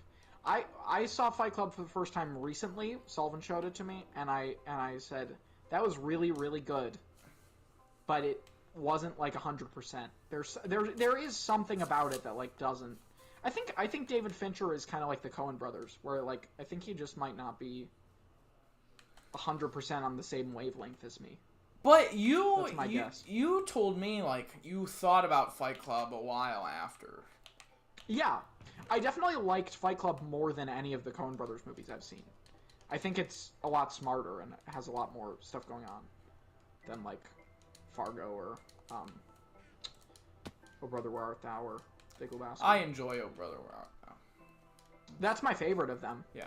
I do enjoy Oh Brother Where Art Thou, but I'm not like over the moon about it. George Clooney's great in that though. Yeah. Well, just the music in that movie. I got Father back. Hey. Ah. Maybe you should turn off your Bluetooth. I'm back. Hopefully. Nope. God hey, I'm back. Damn it. No, I got a compass. Sorry, everybody. I keep disconnecting and somehow. Well, they don't think you've disconnected. Somehow my father. Because they hear you through the PlayStation. You're just disconnecting from my me. bad. My so bad. Always act as though it's normal. Tommy says, "Oh Brother" is a banger. It is a banger. It's a great movie. I didn't know that Tommy has seen that movie. Bro, he loves that movie. It's a good movie. When we went to Wet Beaver's Creek, he played music from Oh Brother Where Art Thou. That's cool. I need more Tommy Safari in my life. I know. I love such that a show. good show. It's one of those shows where it wasn't appreciated in its time. Yeah. It's still not I could really definitely see it getting a cult following by anyone. It Except only for those us. videos like those if any videos should have like an insane amount of views, it's those. Those And they videos are don't. fantastic. They only have They're like so. When Tommy, 30, that's such a good joke when he says, on Tommy Safari we always go to new limits, and this time it's that branch. that branch. And then he swims out like 5 feet to a branch in the middle of the water. It's like the dumbest shit ever. It's so funny. Those were so fun to film too. Because it was cool to just explore, Yeah, I would definitely Who knows? like to see more Tommy Safari. Maybe you guys could do it over the summer. Yeah, who knows? You guys didn't this time. We didn't. This last summer. We talked about it. We had and talked we never about, did it. yeah. But you guys got to do that.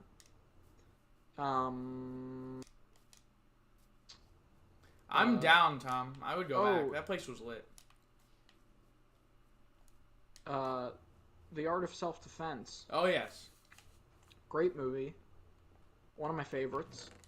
Very me movie, like I said. Jesse Eisenberg is fantastic in it. He's an actor that I really like, even though I recognize that he's not incredibly versatile. He's very you. If you use him well, yeah, he is.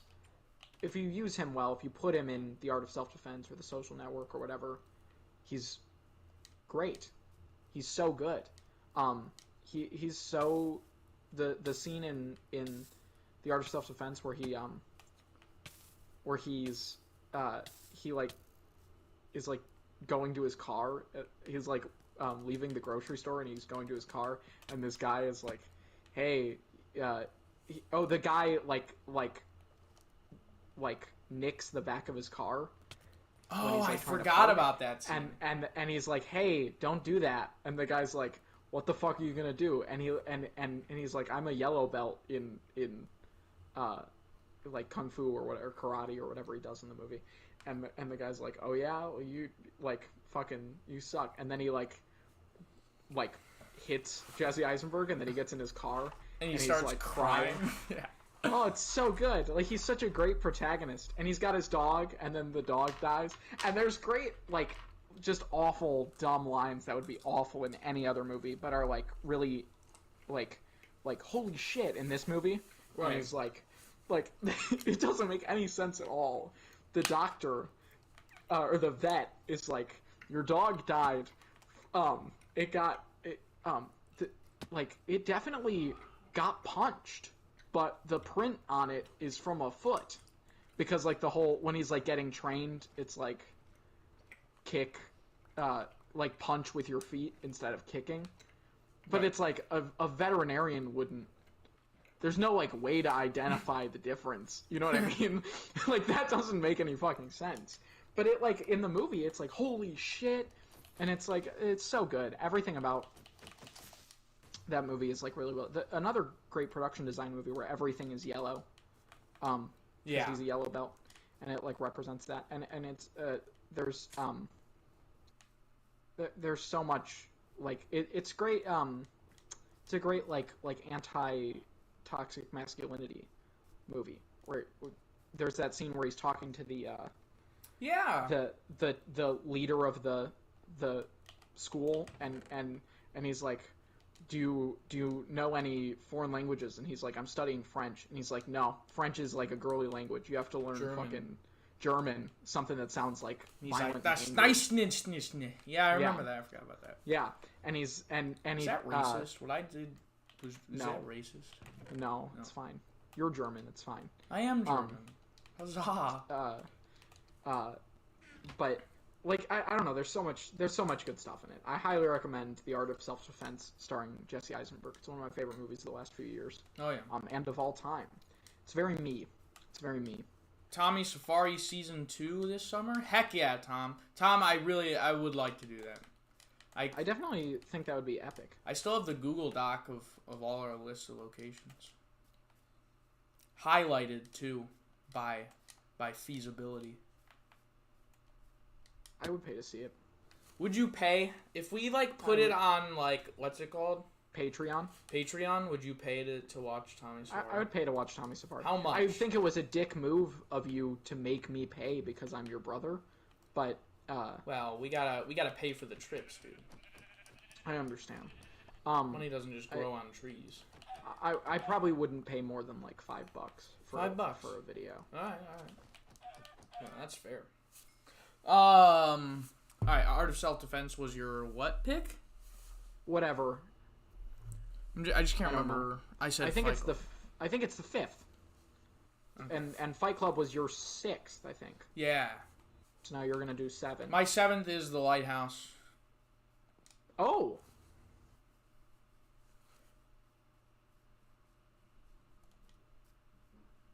Peace out, Louie. All right, I'll see you soon, Louie. Have a good one, man. Lighthouse is one of the greatest, like, atmosphere movies ever. And I love their use of black and white. I often don't like when movies have black and or like change their aspect ratio. Right. But it serves such a clear purpose here.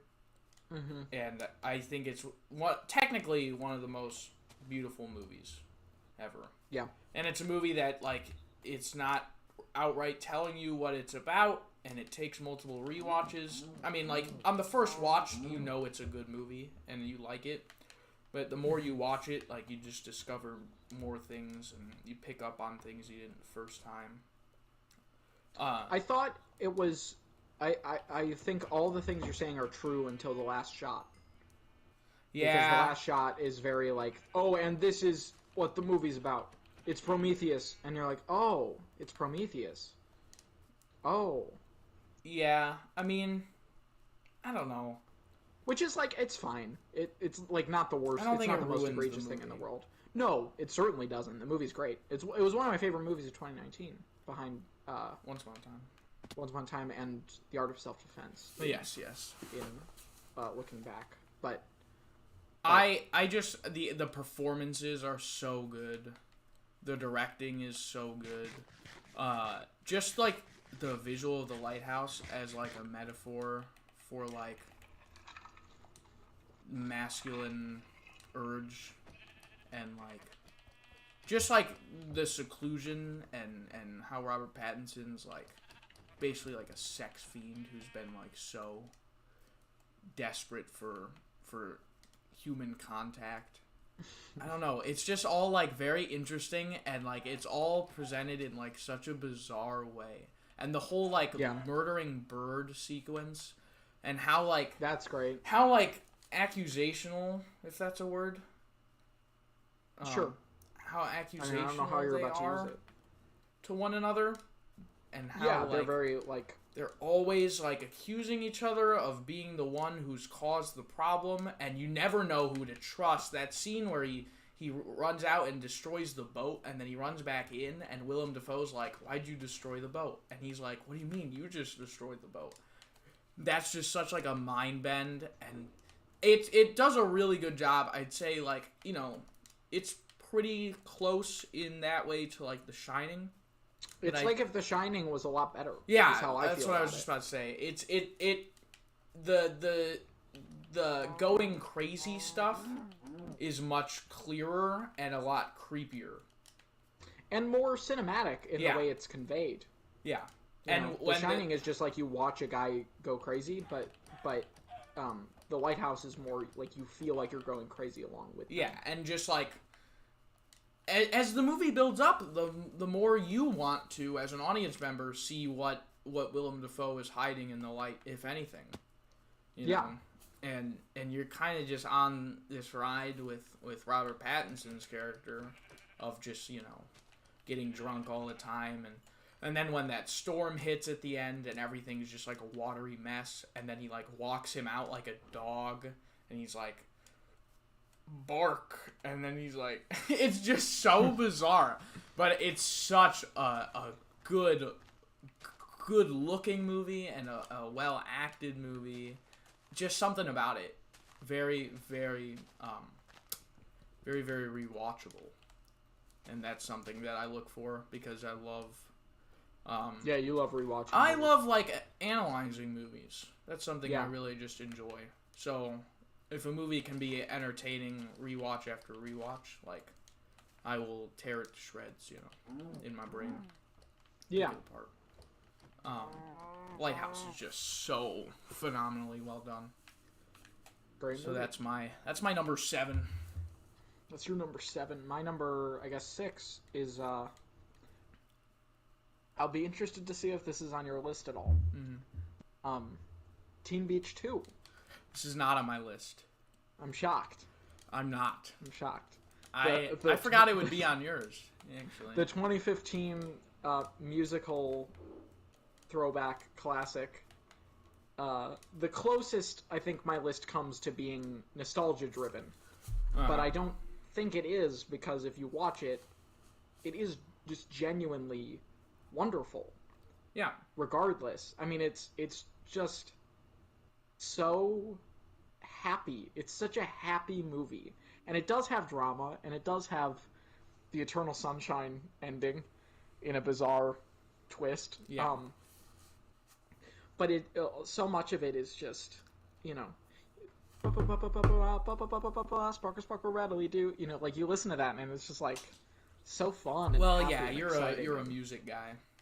Yeah, I do love musicals, and I love and Ross Lynch is great in it, and it, you know, there is like that appeal. I know it's bizarre, but there is that like appeal of, this is like not a joke, by the way, for everybody listening.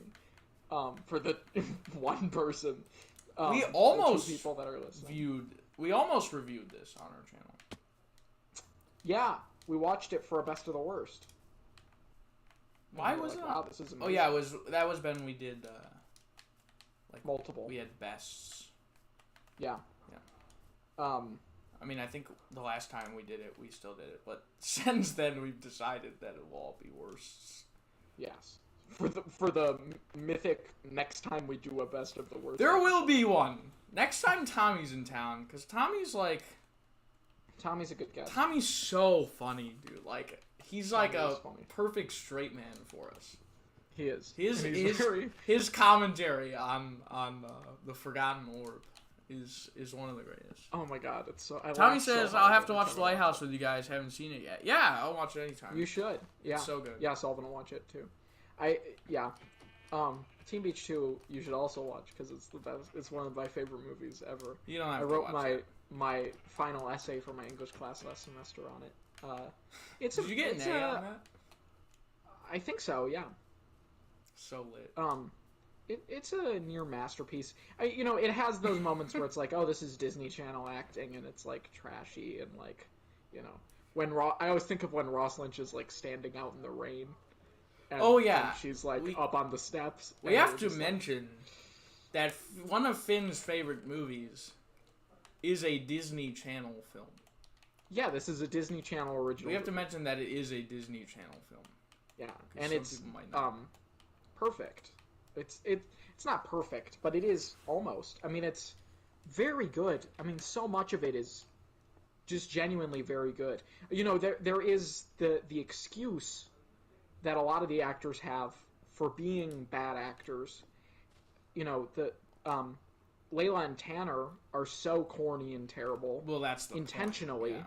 Yeah, that it's like wonderful, and then that makes Ross Lynch and Maya Mitchell look better by comparison, too, so that their emotions seem infinitely more real than anything Layla and Tanner are feeling. And then, because that's like the plane of like, okay, this is what realism is, then when Layla and Tanner start acting like Ross Lynch and Maya Mitchell, they become they start to like feel real and emotional and great, so that, you know, the ending really does feel like something from like Eternal Sunshine of the Spotless Mind, or like a much smarter movie, where it's like it's just a big old trick.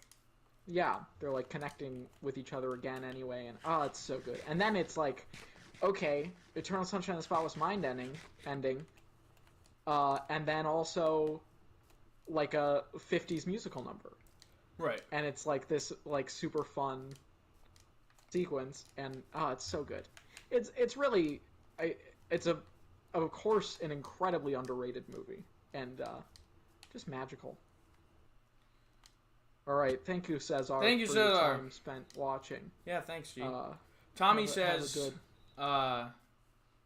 Forgotten Orb is the real best movie of all time. That's true. It's up there. I would put it on there, but I would feel like sort of what's the word? Yeah, you can't put your own movies on. What is that called? Bit of an egomaniac. Yeah, egomaniac. Yeah, and also that's a bad look, Finn. No, it's a very good look. If you've seen Teen Beach 2, it's a great movie. So Finn's like, I want to be a critic when I'm older. Teen Beach 2 is one of the greatest. Teen Beach, yeah, that's the next step that is necessary in film criticism, is to be able to look at something like Teen Beach 2 and say, what is this setting out to do? How effectively does it accomplish that? How ambitious is what it's setting out to do? That's true. Which is, the answer is very ambitious. Teen Beach 2 is an incredibly ambitious concept for a movie. Like, I know it's dumb. Like, it's so dumb, but it's true. Yeah. I quite like it. It's a favorite of mine. I'm glad you like it. You go ahead and do yours. Hold on. I want to get to some safety point so that I don't get murdered. I'm so bad at Minecraft. What happened? I used to be so good. I don't know, man. Why didn't I just go back to my world that I had worked on? I might do that, actually. I'm going to do that. What am I at? 8 now? Yeah, I think so. 8. We talked about a little bit. Raiders of the Lost Ark. Oh, okay. Great movie. We reviewed this as well, so if you want to hear our thoughts, just fantastic. Indiana Jones, just that whole end sequence with the Ark, and just again the music is so in service of the story. I think the Indiana Jones series, more so than like any other big blockbuster, like the music almost guides the story. Almost like a Fistful of Dollars or something like that, where oftentimes it's like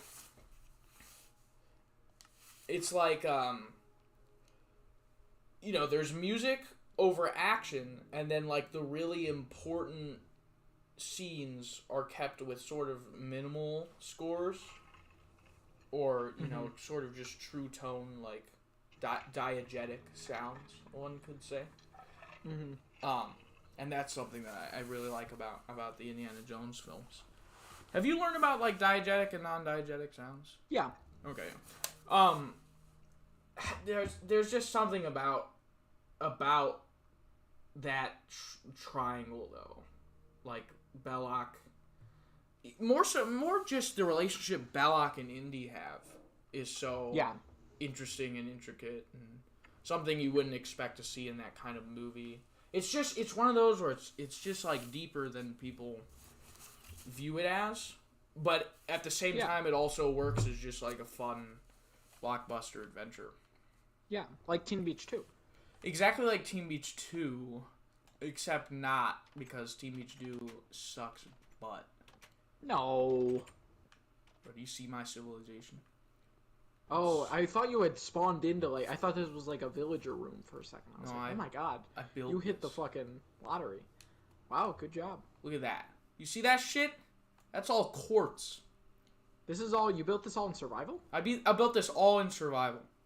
Hey, it's Diego. How you doing, Diego? Dude, we got some viewers, man. We do. We got mad viewers. But yeah, anyway, Raiders of the Lost Ark is the 8th greatest film of all time.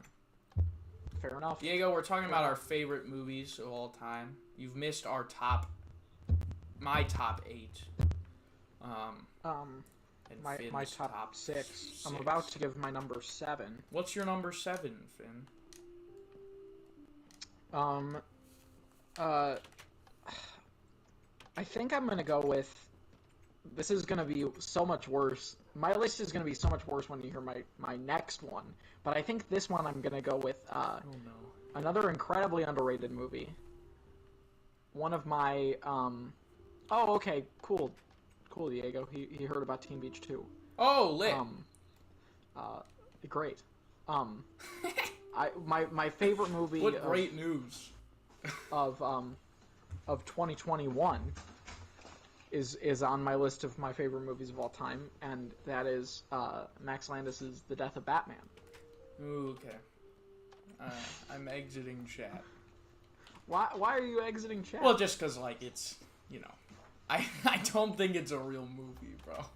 Why is it not a real movie? Because it was released on YouTube. Is it even feature length? Yeah, it's an hour and a half. Oh, shit. Okay. That's fair, And it has a story, and it's edited, and directed, and written, and acted. It has all the things. Alright, you convinced me. It's my favorite superhero movie. I think it's excellently done. I highly recommend that everybody watch it. Max Landis is great in it. The writing is great. Yeah. Support Max everything Landis. About it's good. Yeah, support Max Landis in everything that he does and has done. Right. No, but in actuality, there's a lot of good Max Landis stuff. Interesting political content about cancel culture, which is an interesting thing, and also about superhero stuff. If you want to just separate art from artist, if you can't forgive him for anything or whatever, you can watch his Superman stuff, and it's great. American Alien is one of my favorite comics. It's the reason that I love Superman. Superman is my favorite superhero. And The Death of Batman is a phenomenal Batman and Superman movie. So, yeah. Check it out. Highly recommend. It's all performed by Max Landis, and and he's very good. There's a couple scenes in it that make me cry. Wow. Super well written, because it has no budget. It's just Max Landis in a room. That is something I will give him credit for. He is he's such a good performer. Oh my god, he's especially for his own writing, pitching his stuff. It's so crazy. Like, what is that one pitch? The Death and Return of Superman. That pitch is really incredible. It's the best. I shouted that out because he just put out a short film sequel to The Death of Batman and to American Alien called The Kryptonian Epic Part 1, What Happened on Krypton. And nothing really happens in it. It's just exposition dump. It is literally the pre-credits of a real movie. Well, and then the rest of the movie hasn't been released. So it's I didn't want him to release it in separate parts, and he did, and So now I'm judging it as its own, as an individually released short film, Right. and Doesn't. it's not a very great short film because there's no characters in it. It's just Right. like backstory. And Krypton is such a boring fucking thing to make something about.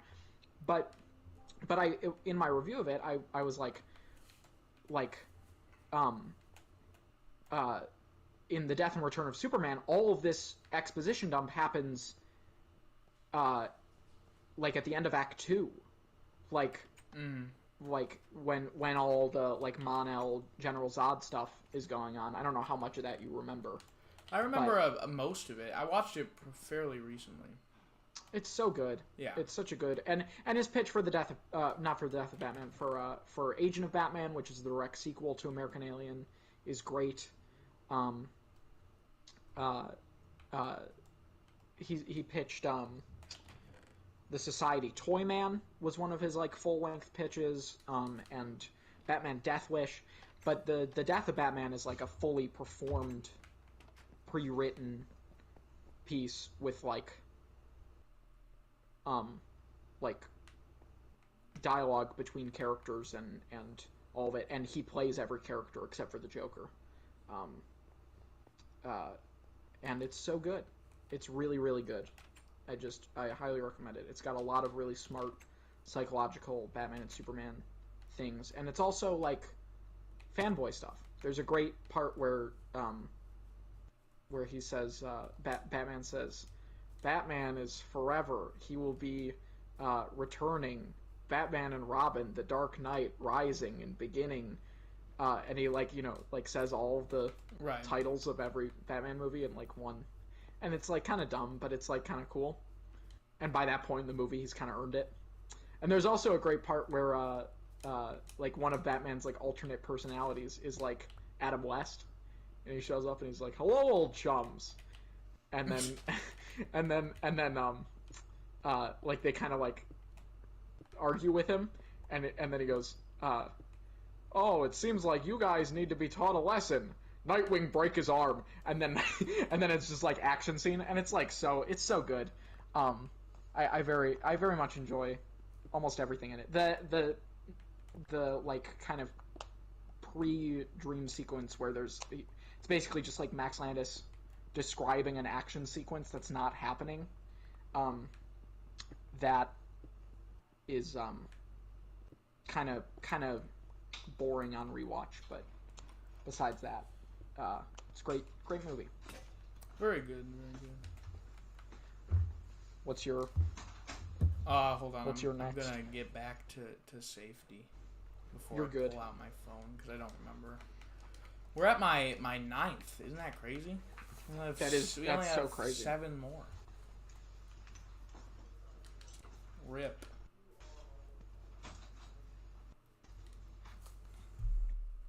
Do you think we're gonna get through all of them?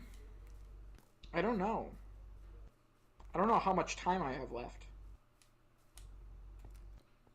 Nor how much time you do. Well, I have all the time in the world. You got roommates, Okay. bro. Yeah, I don't know when they're coming back. So we'll just go until I can't anymore. Yeah. Let's see here. My number 9 is Honey Boy. Oh. I just like Shia LaBeouf a lot. Yeah. I love Shia LaBeouf and everything he does. Everything that he does sort in of his like life Max is Landis, where I just like root Landis. for him. You know. Yeah. I think his performance, and I think it's I'll start off by saying I think it's the greatest child performance ever by Noah Jupe. It's so phenomenal. I feel like I have a counter argument to that, but I can't think of what it is. I possibly have one that'll come on my list later. Okay. But man alive, like he's so good. Is so good as like this young Shia LaBeouf. I just think the story's fascinating that he like wrote it in like a rehab facility. It's something like so personal. where it's almost like you shouldn't even be knowing about it. And I give him a lot of credit for like sharing, because Shia LaBeouf is not a liked person, No. And the fact that he was able to put this movie together and tell his story, which is clearly like a very difficult, horrible story and life that he has lived that I don't think a lot of people knew about. I think that's. Mm-hmm. I think it's just one of those movies where it's just. I'm just glad it was made, and it's also one of the most beautiful looking movies. It's set at like this dingy motel, and just like the neon sign lights and the pool of the motel at night. It's so like visually interesting.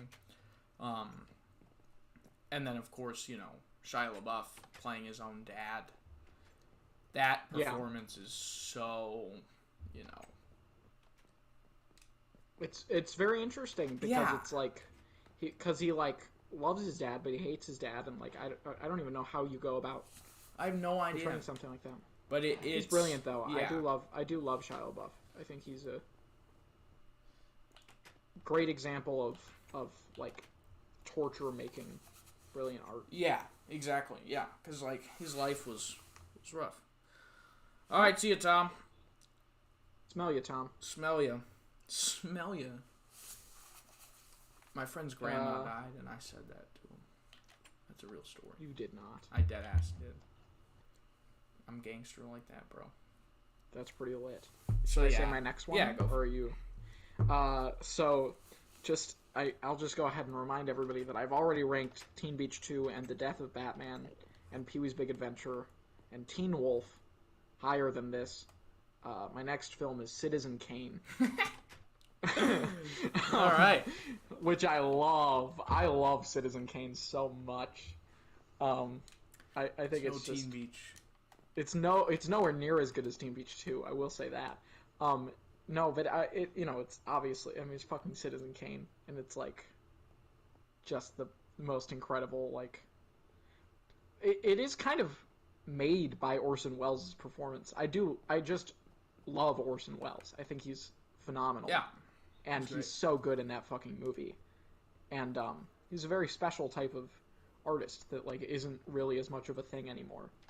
Obviously, the War of the Worlds thing is like one of the best things any artist has ever done. It's like a performance artist's dream to accomplish the War of the Worlds prank.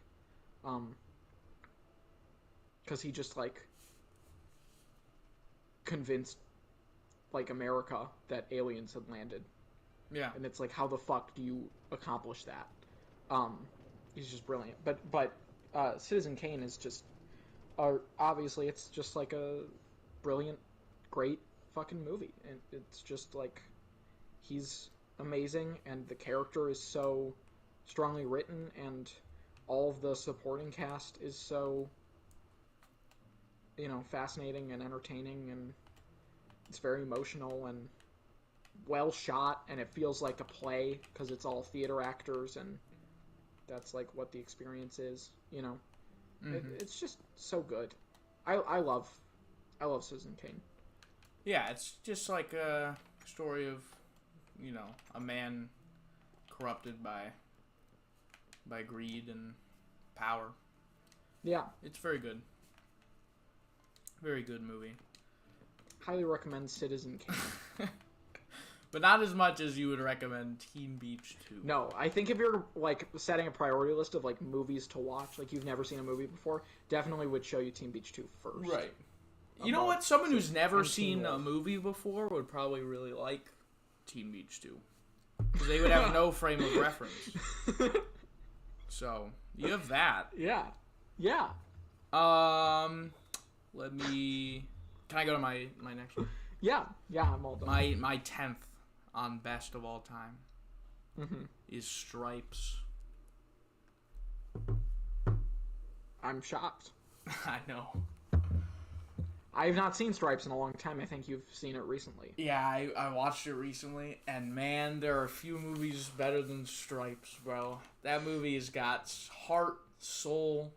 It's so funny. There's some romance. It's just like, it's such a fantastic film. Like just the ensemble cast of that movie is so good. And I have trouble saying it's an ensemble cast because I don't know most of them. Like, there's the big three, John Candy, Bill Murray, and whatever his fucking name is. I'm an awful person. No, what's his name? Harold Ramis. Yes. Harold Ramis. They just bid off each other so well, and then there's so many just side characters that are given so much time. Like, the boot camp stuff is, like, so fleshed out, and you kind of learn to really care about the dudes, and, like, you sympathize with, what they're doing, and how they all fit. It's weird to say, like, about, like, Stripes, but... No, I agree. I was laughing because you were, just kind of mindlessly jumping back and forth between, like, bizarre structures that you have. Oh, yeah. Not really doing anything. Continue. It's just, like... It's one of the greatest war movies ever made. Like, because I did, like, a double feature. According to your list, I think it's the best war movie ever made. I did a double feature over this past weekend of Full Metal Jacket and Stripes. I had seen both of them prior. And, my God, Stripes is just, like, so good. The scene where they have to rehearse for their like final day at boot camp, the parade, and they're like rehearsing, and then their performance is just like, it's some of the best of like just Bill Murray being Bill Murray. He's so charming in this movie. It's so funny, dude. It's just a fantastic movie. It's so weird to say. I was not expecting it to be on the I know. I'm sure it's great. I put Teen Beach 2 at number, I think, 6. So, like... If you want to, like, laugh, just look up, like, the parade scene from Stripes. Because it is one of the funniest things. Because, like, I don't know if you remember, but their boot camp captain guy gets, like, blown up in the middle of their boot camp. Oh. So then, like, for the rest of their boot camp, they just, like, don't have a leader. So Bill Murray, like, just sort of takes charge. And he just, like, teaches them all the bizarre, like, wrong things to do. And then they get chosen, like, because they do, like, the parade thing. And they get chosen because they didn't have a leader. They get chosen to go to Italy and be in charge of, like, this secret mission because they've proven to be such diligent workers without a leader. And they're, like, the least qualified people imaginable. Yeah. Oh, it's just so good. It's really a solid movie. Sounds like a very good movie. Yeah. It's definitely the best comedy I've ever seen. Which is why... Was it the best comedy? Is it the only comedy so far on your list? Yeah. I think so. Yeah, I guess. I mean, Walter Mitty, maybe. Nah, that's not really. I don't view it as so. No. Yeah, no, that's it. Huh. Well. True comedy. Because I'd say Once Upon a Time in Hollywood is pretty funny. But. Yeah. My next one.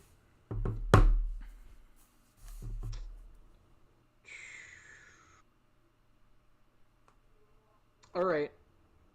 RoboCop. Oh, okay, it is on there. That's the one I didn't know if you were going to put on. Yeah, it's lower on the list. It definitely is lower on the list, but it is... At least it's on there. One of my all-time favorites. That's another kind of more or less perfect movie. Yeah, that's a work of phenomenal movie that sets out to do crazy shit and accomplishes it all perfectly. Paul Verhoeven is probably one of the best filmmakers ever.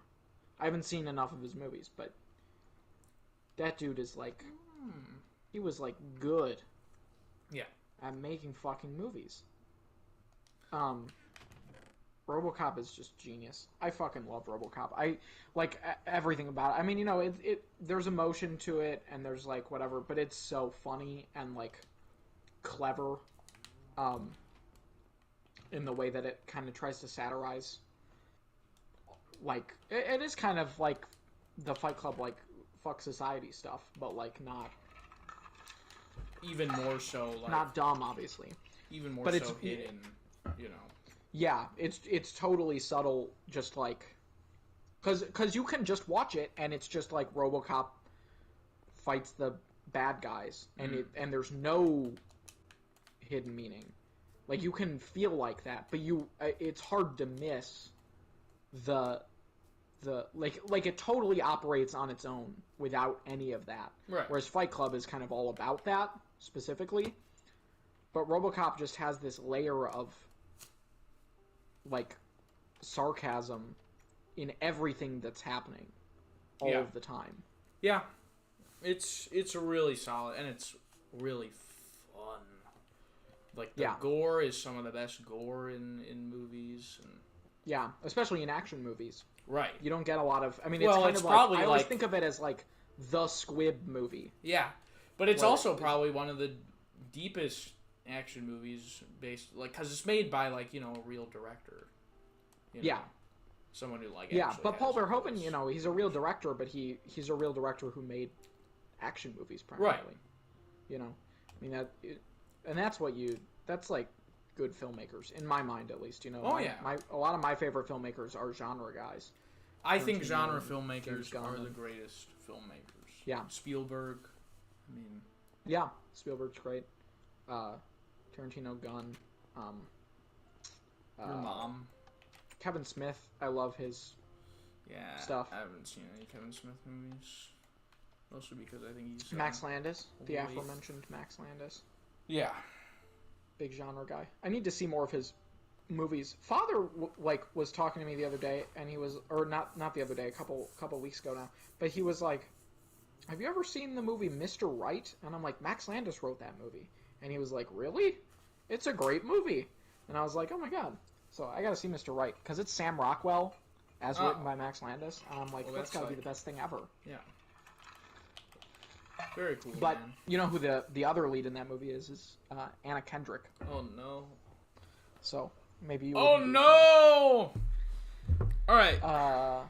Yeah. So you go ahead. I will. My number 11 is Stand By Me. Boom, boom, boom, boom, boom, boom, boom, boom, boom, boom, boom, boom, boom, boom, boom, boom, boom. Stand By Me is a great film. I wrote a copycat screenplay of it when I was in 3rd grade. So I've loved it for a long time. You did a lot of those. Remember when you did Manchester by the Sea starring Seth MacDonald? I did that? Oh yeah, I did do that. Yeah, it was so amazing.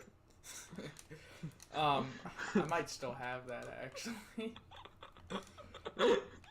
That was so lit though. Yeah, I mean, just a great movie about growing up. The best coming of age movie by far. Yeah, I'm actually, now that I've stopped singing the song, I'm surprised that it's on your list. Yeah, I know. I would not have thought of it. Just like the last line of that movie is like one of the most impactful things ever. I don't remember the last line. What is the last line? The last line is not even a line that is spoken. He types it on his computer at the end. And you spent the whole movie with this group of friends, you know. Yeah. And of course, what's his name? Chris Chambers, River Phoenix. His character dies by getting like stabbed in the throat, and that's why he's writing the whole thing. And it's just like some of the greatest child actor performances. This is the other one I was talking about. Right. Yeah, I was thinking of that, but there's nobody specifically in it that I can think of that's like better than Noah Jupe. No. Yeah. But the last line of the movie, he types it out on his computer, and it's just like, I've never had any friends like the ones I had when I was 12 years old. And then and then he writes, Jesus, does anyone? And it's just like, it's true. Like, you just don't, that time in your life is such like a important time, but also like, just the way you thought back then was so, not always innocent, but just like naive, you know. and the way you talk to others, you never really had any like ulterior motives, you know. Like Yeah. you were the people you were friends with back then, you were just friends with them because you thought they were cool. Whereas now sometimes you'll be friends with someone, you know, because you have to be. Yeah, because you have to be, or you want to fit in with a group of people. And it's just such a beautiful movie about growing up and how like really friendship can just like persevere and conquer pretty much anything. Strong on friendship throughout. 10 out of 10 Basically. strong on friendship throughout. Yeah. So it's almost as good as the Maze Runner 3. Almost as good as Maze Runner 3, yeah. That's a deep cut reference that nobody will get. Diego says that he actually watched that for the first time recently. His father has been telling him to. Is he talking about Stand By Me? I don't know what he... I assume so. Yeah, Stand By Me is just... It's so Unless awesome. he's talking about the Maze Runner 3. I think he might be talking about Mr. Right or whatever you just talked about. No. I don't know. I didn't remember when that comment came in. I didn't see it. No, it just came in. Oh, okay. Yeah, Stand By Me is just... It's really just the acting, the whole story of the main kid and how he lost his brother and how he sort of, when he finds the dead body of the Brower kid, you know, he's like, why did my brother have to die? Like, just, I don't know, it's such a good drama for like being an all child's cast. Yeah. I mean, I guess aside from Noah Jupe, they just don't make child actors anymore. No. Like, they just don't exist. Yeah. And, you know, rest in peace, River Phoenix, and... Of course. You know, but Corey Feldman in that movie is just so good, and they all... It says a lot about, like,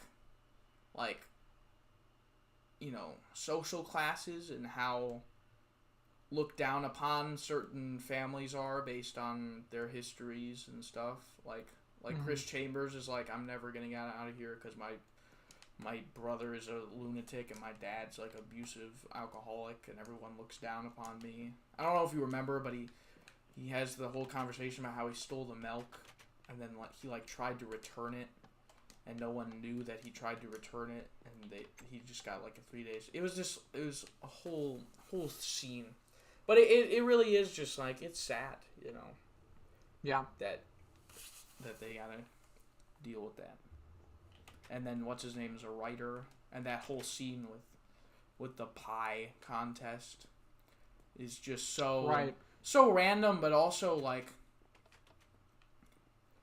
sort of just it's sort of representative of what you thought of as a kid, just like fun stories where it doesn't really matter, you know, what it's about as long as it's just crazy and stupid, and that's sort of reflected in their reactions to that. I know it's been a long time since you've seen it, but also Sure. It makes me very envious of kids who grew up in small towns in Oregon in the 50s, because that shit looks dope as fuck. You just go and camp out on some railroads. That shit's so lit, dude. I wish we had like the life where you could just like go anywhere and not be approached by like a creepy molester or like a butt rapist or something. So that's why it's my 11th favorite film ever made. Diego says Stand By Me. Okay, yeah. Cool. Good pick. Thanks, G. I only have 2 left, and they're related. You want me to do another one, or? Yeah, you do another one.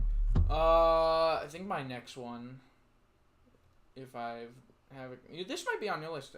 Oh wait, no, never mind. The next one will be. My number 12 is One Flew Over the Cuckoo's Nest. Oh, I love that movie. It's just like It's a great really movie. great. I mean, we don't have to talk about it too much, but it's just a really solid story. Really great performance by Jack Nicholson. Yeah. Good ensemble cast of characters that all got their own fucking problems. Sad, but also really happy and gratifying in certain parts. Like when they get him to make the basket, and when they watch the baseball game, but also the whole lobotomy thing is really sad. Yeah, and even the ending has a very bittersweet kind of feeling to it, where the chief gets to escape. Mm-hmm. But it's like just a great film. So that's that's all I really have to say about that. Yeah, it's a great movie, and Jack Nicholson is one of the best actors of all time. Yeah, I feel. Oh yeah, and it's one of his most important performances. He's pretty diverse, actually.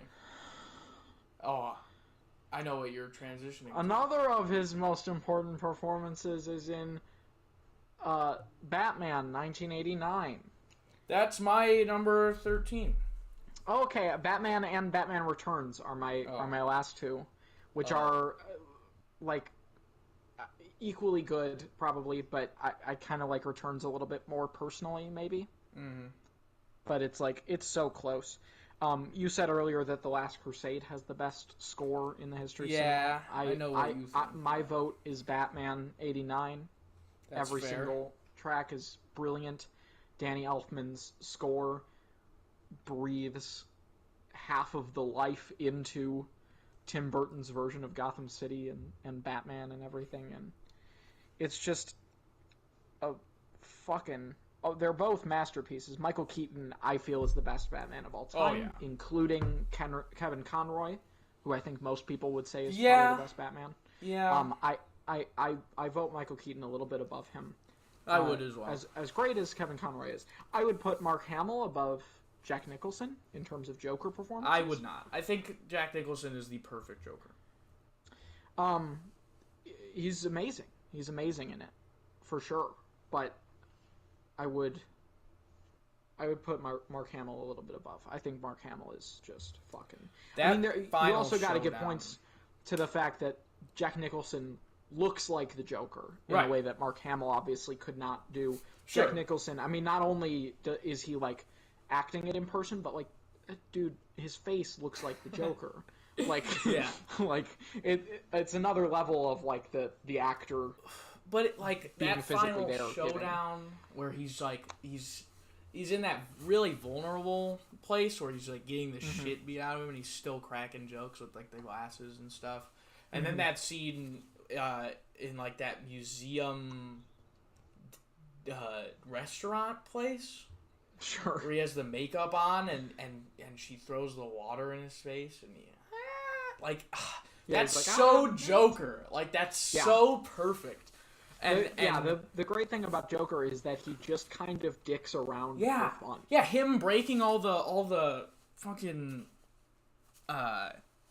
museum statues and stuff while listening to Prince, and then like at the same time, like the great thing about that Joker is he's hella creepy in those like TV ad things, and like his whole sort of like gas spray is all like very the whole like chemical agent plot that's all taken very seriously, but he remains so like what's the word? I can't think of a fucking word to describe him. He's almost like the comic relief of like his own. Yeah, he's like he. The thing that makes the Joker so great, and this is why I don't like Heath Ledger as the Joker, as obviously, all due respect, rest in peace. I fucking hate Heath Ledger as the Joker. Yeah, he's so bad. Because he's not the Joker. It misses the point of the character, which is to say that he has a point at all. The entire premise of the Joker is that he's just doing the shit for fun. Mm-hmm. Like he doesn't have these like high concept ideas of like I gotta make a point to prove to the world, right? Like that his whole thing that chaos is a thing. It's the one bad day thing is incidental in the Killing Joke. It's not. It's for him it's like in the Killing Joke comic book, the one bad day thing is kind of like the driving force, but it's also a byproduct of the Joker's thing, which is just that he dicks around and has fun, and his way of having fun is being evil. You know, I think of the ending of 89, where he's gathering all the people in the city with all that money. And I think people could look at it as though, like, he's saying something about greed or something. But the only reason he's spreading money out into the city is because he knows that that's a way to gather people around him so that he can exactly. spray them with acid. The joke of that scene is that he sets it up like it's a political statement. Right. Because he goes on TV and he's like, the government won't give you guys money. Batman won't give you guys money. But hey, look at me. I'm going to give you guys money because I'm a nice guy. And then it's like, twist, I just want to gas you and kill you because that would make me laugh. And it's love that joke. Yeah, it's the opposite of the burning the pile of money scene from The Dark Knight. Mm-hmm. It's the total opposite, where he does that and then he goes, it's all about sending a message. And it's like, no, it's not about that. It's about you just want to gas people. Like, that's what makes the Joker. It's kind of the Superman thing, where Superman's whole shtick is that he's just good. And there's no, like, secret motivation or, like, complication to that. Joker is just evil. Yeah.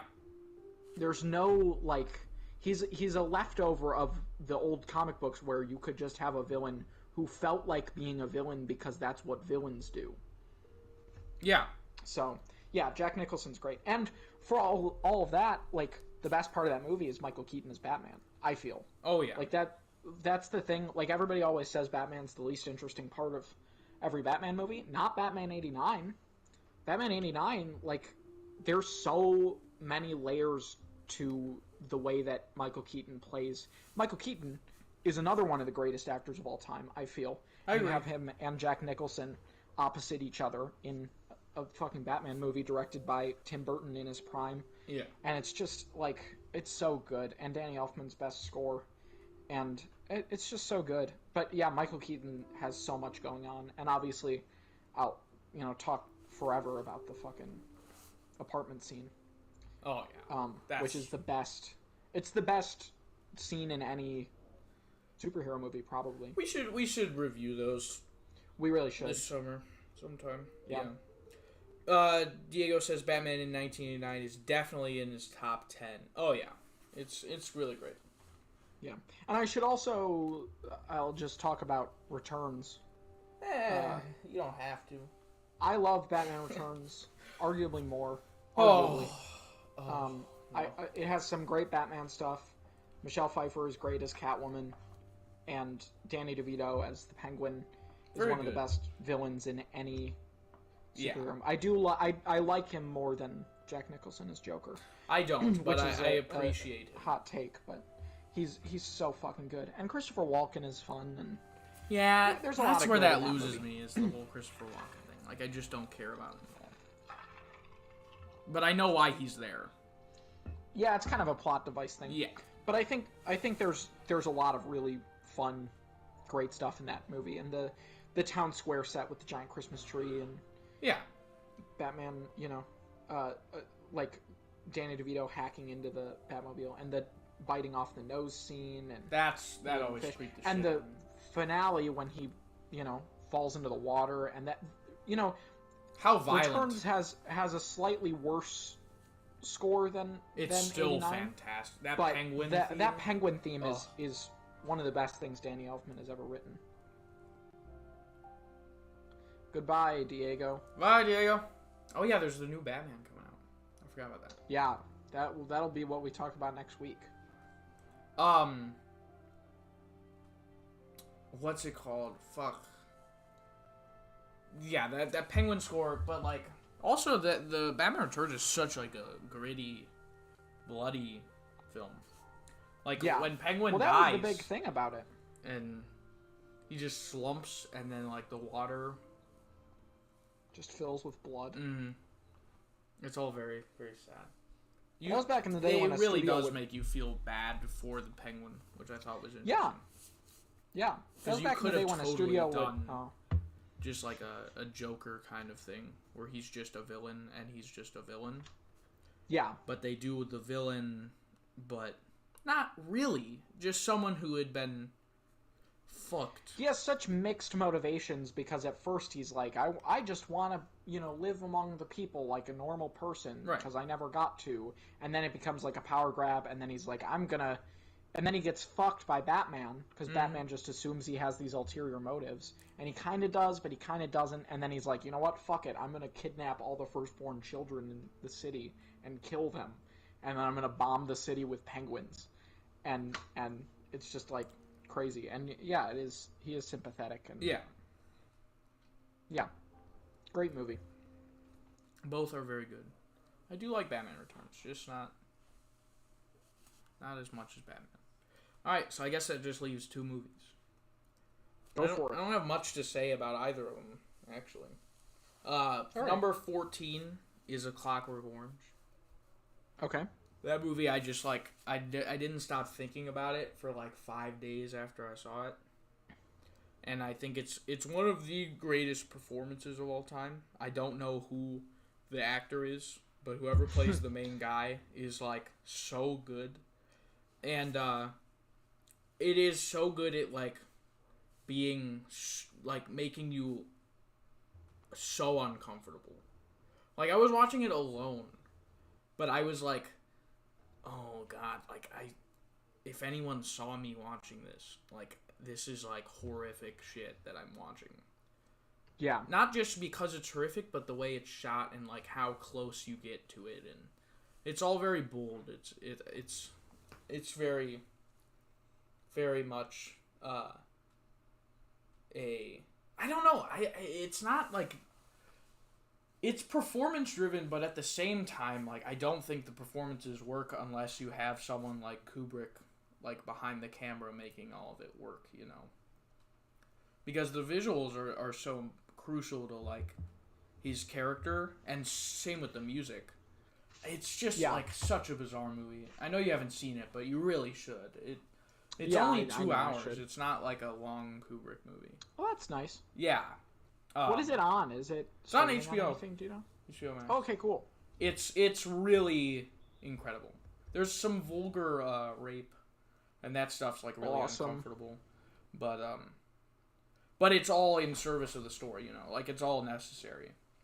Sure. Because it's really just about, here is the most horrific man ever. Let's give him a treatment that will fix all those problems. Oh, fuck, Mm-hmm. That's really what the whole movie's about. And it's really great. And then my number 15 is, I started with him, I gotta end with him, I gotta end with my boy, Jim Carrey, Ace Ventura, Pet Detective. Oh! Great. Wonderful. Great comedy. I love Courtney Cox in the movie. I love Ace Ventura in the movie. Just the whole plot of Ray Finkel. Yeah, that's the best thing about it is it's funny, but it's more than that, the sad. plot is incredible. Yeah, and like him when he visits the Ray Finkel house, and Scary. he goes up to the room and the whole room is just covered in dyed Dan Marino. It's funny, but also it's fucked. And when you figure out that what's her name's a man, Einhorn is a man, that whole sequence set to Crying Game, it's just so good. It's the best Jim Carrey comedy performance, I think. Yeah, because it's so absurd. I mean, he was a rookie at that point, basically, in terms of well, that was his big year. Yeah, 94 was Ace Ventura and The Mask and Dumb and Dumber. Dumb and Dumber, which is insane. Yeah, what a fucking incredible year for him. Yeah, I mean, but just the whole twist in that movie you don't really see coming, and it's just such a genius concept to have a pet detective that solves it's pet an automatically crimes. Funny idea. And the pet crime that he's solving is the Miami Dolphins dolphin has been stolen. Go away. God damn you.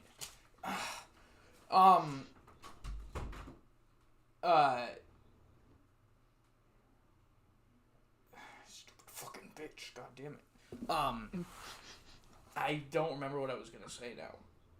The whole idea of like the dolphin and how it's all connected to end up kidnapping Dan Marino because of a football scandal from like 20 years ago.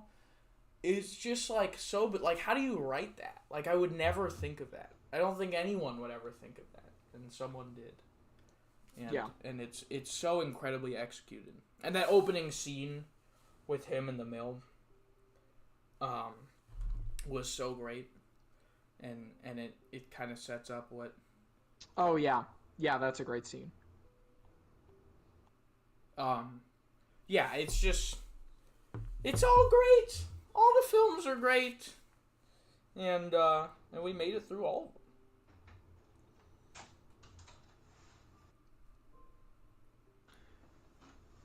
That's the list. That's the list, man. Very cool. It's every film. All right. Well, I'll very quickly make a recommendation. Yeah. Of a show that I started yesterday. It's 6 episodes, and I watched the first 3. I was gonna watch Genius, the Kanye thing. Oh yeah. But then Netflix was like, you should watch Murderville. And I was like, oh, Kumail Nanjiani had tweeted about Murderville. And do you know what this is? No. So the premise is, Will Arnett is a homicide detective. You know Will Arnett. Yeah. Yeah, and he's oh yeah, because you watched Arrested Development. Well, he's in Teenage Mutant Ninja Turtles. Oh right. That's actually what I think of first when I think of Will Arnett. That's crazy. That's insane because I forgot he was in that. But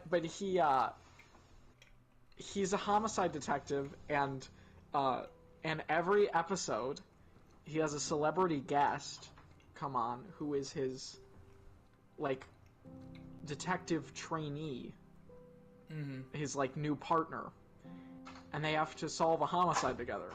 And the celebrity guest just goes by their real name. So like the first episode is Conan O'Brien, and the third episode is Kumail Nanjiani, and they just like the celebrity guest isn't given a script, and he doesn't know who killed the guy, so they interview 3 murder victims, and they have to like improvise through the scene. And then Interesting. the celebrity guest has to figure out who killed the person. Huh. And some of it is like I was like dying laughing, like I couldn't breathe, because like Conan in the first episode, he like they do all kinds of different ways of approaching the people so it doesn't like get old.